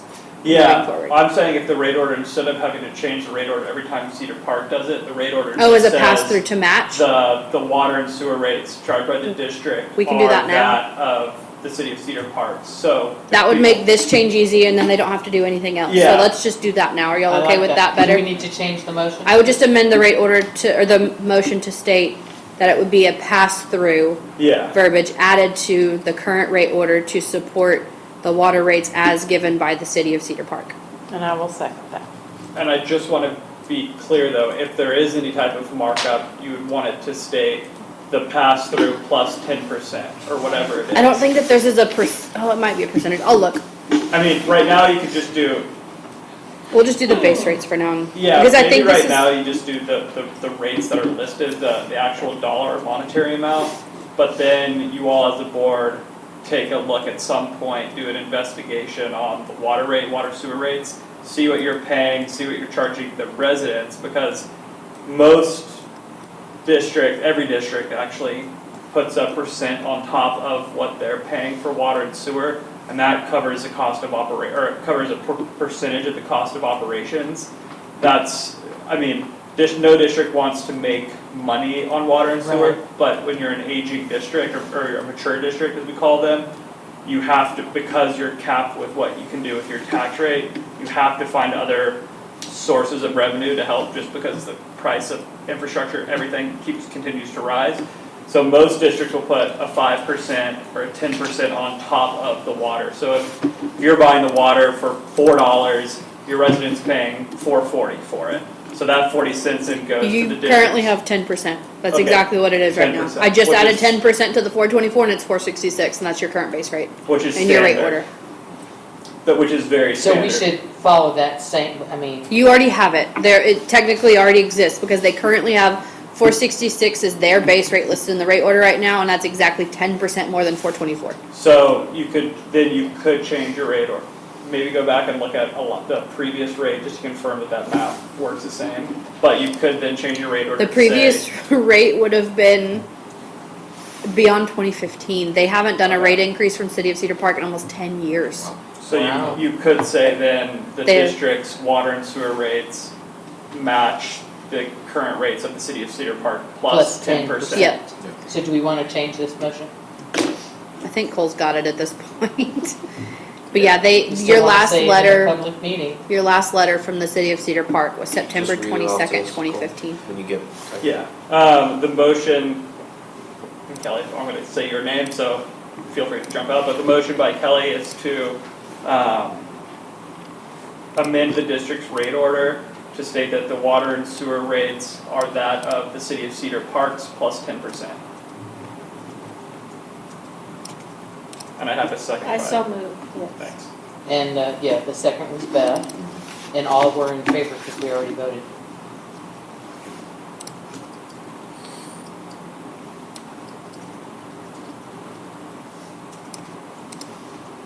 And we may need to look at that 10% in the future because we might need a revenue stream to fix that aging infrastructure. Okay. Attorney's report. Cole, you're up. Okay, you all, I can be very quick. Eminent domain reporting, this is something, it's housekeeping work. It's, a document that we have to file with the state every single year. It's just a report stating that you all as a district did not exercise your eminent domain authority. So the Texas Comptroller requires that every year. We file that on the district's behalf. You have a copy, a hard copy, and I believe it's also in your Google Drives of the district's investment policy and investment strategies. That is something that you all last approved, and I should say this, the investment policy was approved 2015, I think the date is, and that is fairly standard document across the board. What changes is the list of authorized brokers, which I sent an email to all of you prior to the meeting, and that changes based on banks that accept public funds and based on banks that your accountant works with. So really, every year, you all do review the investment policy and you review the district's investment strategies. Typically, the only thing that changes is that list of authorized brokers, which is why you reapprove it every year, because that list might change, banks fall off, new banks are added on. Although I did have a district last year, their investment officer went through and said, we haven't looked at this in 15 years, let's go ahead and kind of go through there, and some of this stuff doesn't apply anymore. So you're always free to go through there and see what changes, what not, so you just, you have to follow the Public Funds Investment Act. So I would need a motion to approve the investment strategies and adopt the resolution that's in your packet, evidencing same. Would you like to make that motion?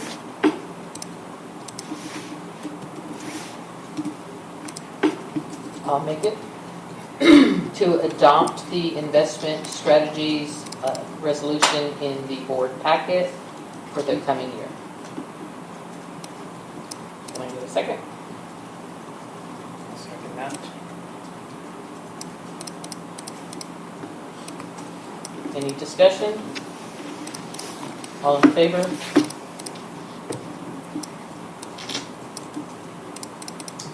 Thank you. And then the last item on the agenda is, under my report, discuss the annexation of Anderson Mill Road. If you'll recall, last year, and I may have brought this up, probably the meeting, one of the first meetings before you joined, it was one of my first meetings. But the city attorney for Cedar Park reached out last year stating that the city is looking to annex all of Anderson Mill Road into the city's boundaries. The reasoning is that it goes through, and there's a map that I have and it's also on the system, it goes through that road goes through city line, county line, mud lines. And so because of that, there are different lights, different people are in charge of it. The lights can be oftentimes thrown off. And so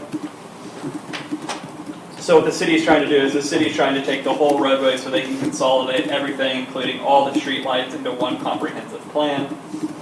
So they've already signed an agreement with Travis County. Travis County conveyed over that section of the roadway to the city for the city to operate and maintain. They're requesting you all to also agree to that conveyance. I have a meeting, and I've spoken with Linda about this, scheduled with the city attorney for the first week in February.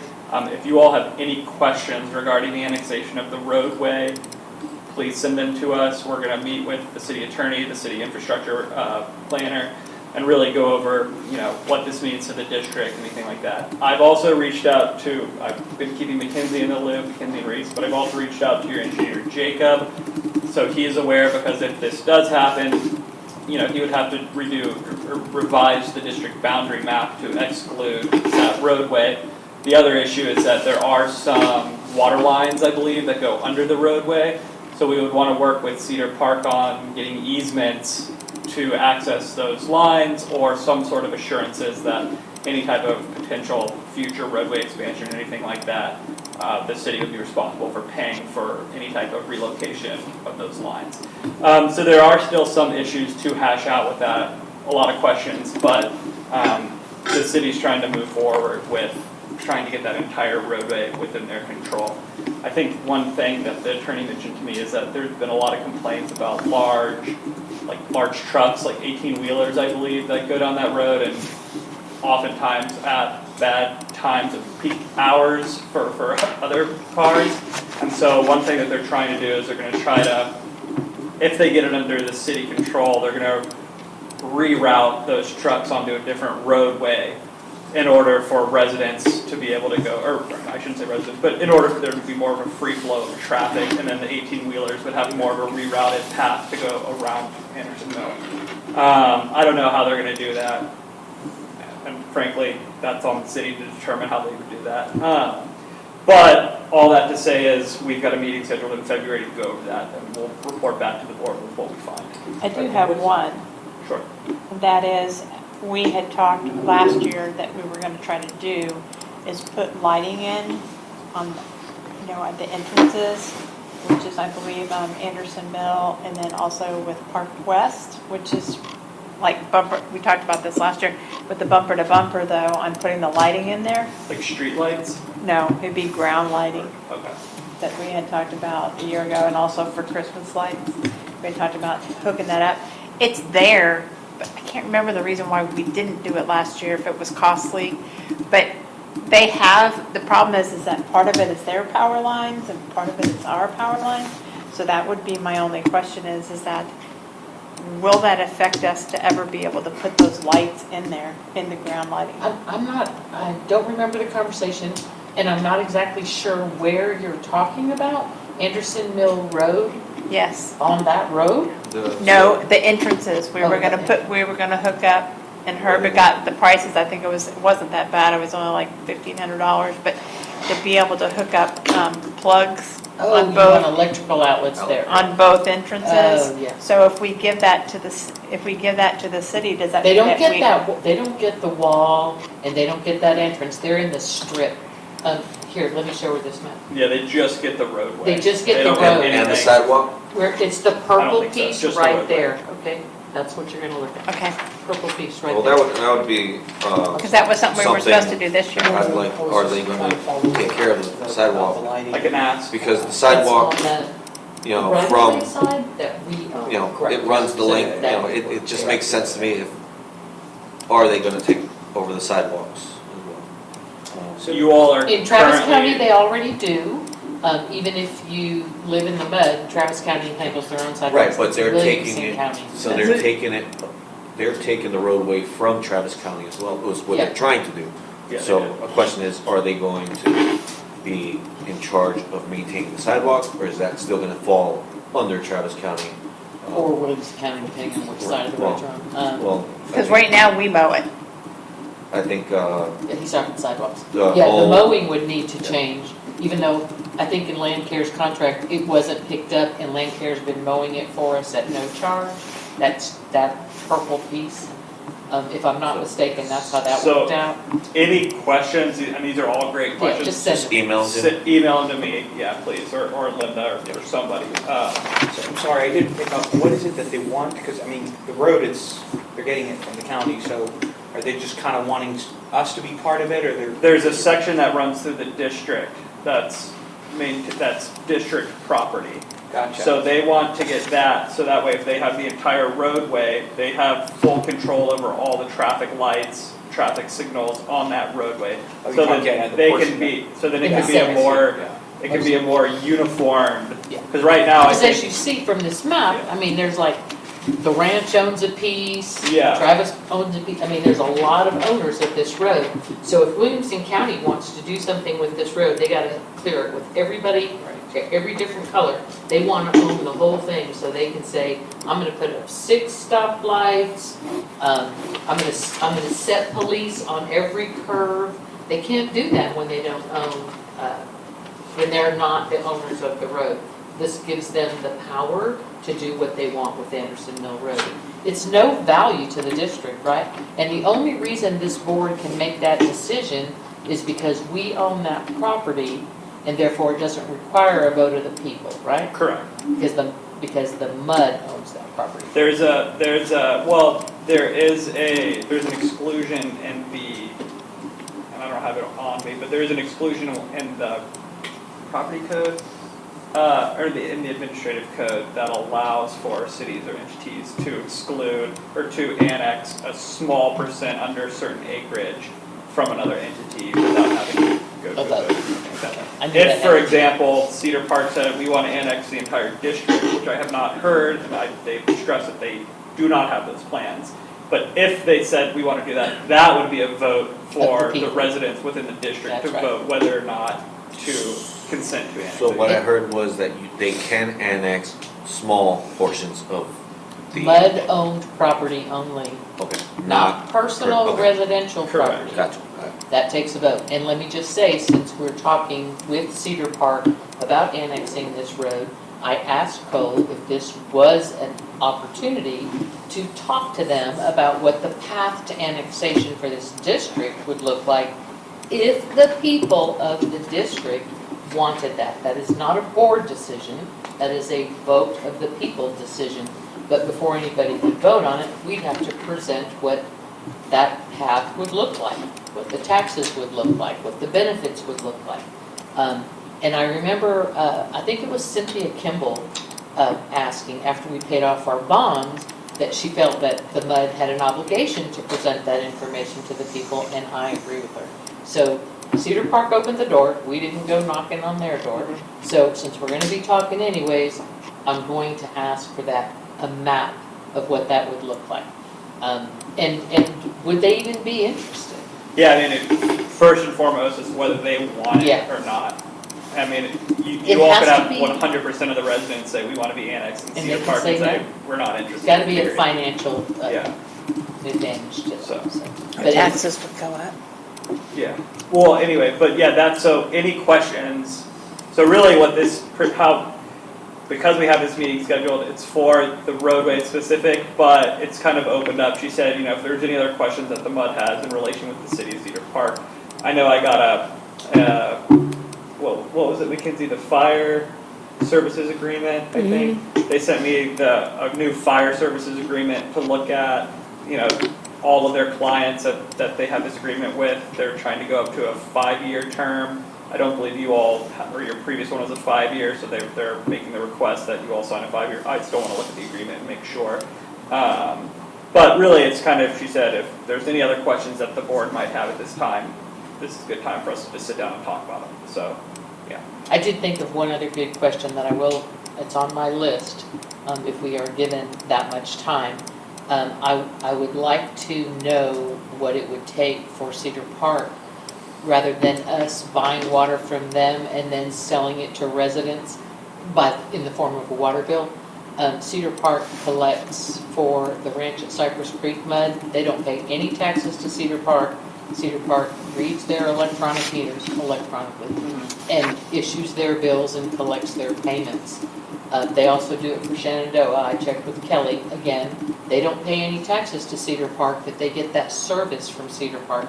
And I would like to know if we could get that service from Cedar Park, and then what it would take for them to be interested in reading meters in our district, processing the payments. And then we no longer write checks every month to Cedar Park for water.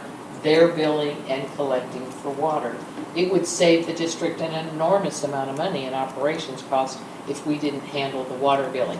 And since we're just buying it from Cedar Park and selling it to the residents, we cut out that middleman and let Cedar Park collect payment on their water. It might be worth doing. We just have to see what they say about it. But that really, I started checking the MUDs around us and learned Cedar Park is collecting for them and reading their meters and fixing leaks and doing all that stuff.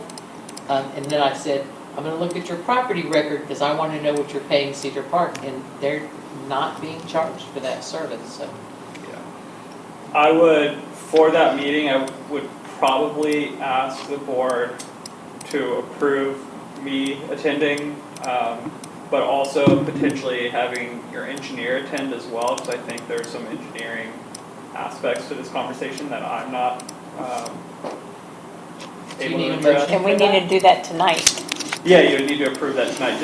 I just don't want him, I don't want to invite Jacob to the meeting and then the We board can't pay him. and then say, well, yeah, we're not going to pay for the couple hours of that stuff. So I think it would be, but I think it would be wise to have him there to be able to have those conversations, So you want a motion for that? if you don't mind, I- or just a approval from you all, but. Oh, okay, let's not do a motion because this agenda is filled with them now.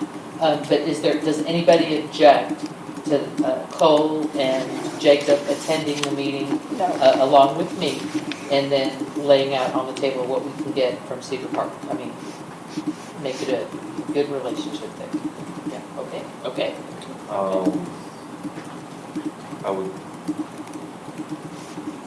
my opinion would be not to bring it, well, I think the water portion is probably the most important part. I think would be most beneficial at this point in time. Oh, you mean? It's a baby step Yeah. versus saying, we want to annex it. No, we can't, this board cannot decide annexation. No, I but just to want even to bring it know up what's to the end the path. discussion. Well, the meeting's about annexation. I kind of figured that was the perfect opportunity to ask. But I And think also, baby steps. Building that I think it brush. would be a great newsletter that announces that we paid off our debt, the district no longer has any bonds, we're debt-free, and, those of us who've been here since the beginning, the realtor that sold us our property said, when the bonds are paid off, Cedar Park will annex you. We need to explain to people that's not automatic anymore. That changed in 2017. Now it takes a vote of the people. Here's what it looks like. And is Cedar Park's even interested? That's where it comes down to. And I would say too, should those conversations, the water rate, either getting water directly from Cedar Park and cutting that out. I don't know if Cedar Park's doing the direct billing, I don't know if they can apply a 10% on top of, which is, all I'm saying is. That might be how they're taking payment for that service. And it might be, but that would be less revenue than going to the district. I mean, you save the cost of not having an operator go out and read the meters, but also if there's any type of repair work, you're paying for that on just your O&M rate and your water rate. You're not making any revenue from that. So really all I'm saying is you all don't have a financial advisor anymore. If you started to go down that path with those questions, which in my mind are large financial implications, I would probably, if you don't want to, I'll be honest with you, most financial advisors want to be on board when there are bonds involved. So you might try to find a financial advisor from a reputable firm that's willing, who knows MUDs, who's willing to just do an hourly type of consultation to look at your tax rate, look at what it would look like for annexation, because those are going to be questions that people will ask, and I'm certainly not qualified to give those answers. So it might be wise at some point to talk to some financial advisors for a proposal to put together what would annexation look like? What would cutting out the middleman for water look like? What's the revenue loss? Because the last thing I would want you all to do is go down a path and then Be broke. you look and you're $250,000 short and you're like, what's going on? What do you do? So, okay. Okay. All good ideas, those are all great. That's all I have. Okay. Next thing on the agenda is item 11, convene an executive session. I am going to ask that we do go into an executive session. Let me read this. The board will go into an executive session applicable to subchapter D, chapter 551 of the Texas Government Code, the Texas Open Meetings Act, on any of the above matters. No final action, decision, or vote will be taken in any subject or matter in executive session. The district is committed to compliance with, never mind, that doesn't count. So let's do that now, and we will try to go through it really fast, but these things have to be addressed tonight. So who's gonna edit that? Is it on? Yes. I didn't have minutes. So the board is out of its executive session, which may not have been so executive after all. No decisions were made, and no actions were taken. So does anybody have anything else? No? Someone want to adjourn this meeting? Move we adjourn. All in favor? Say good night. Checks. Oh, Are the checks Oh, all needs signed? those. And also there's, Linda, I need your signature on two of the documents. you want to have those checks, please? Yep. Jana Ramirez said, she said, make money, I said, you're welcome, I felt like a lurker. Sign me up for the future work share.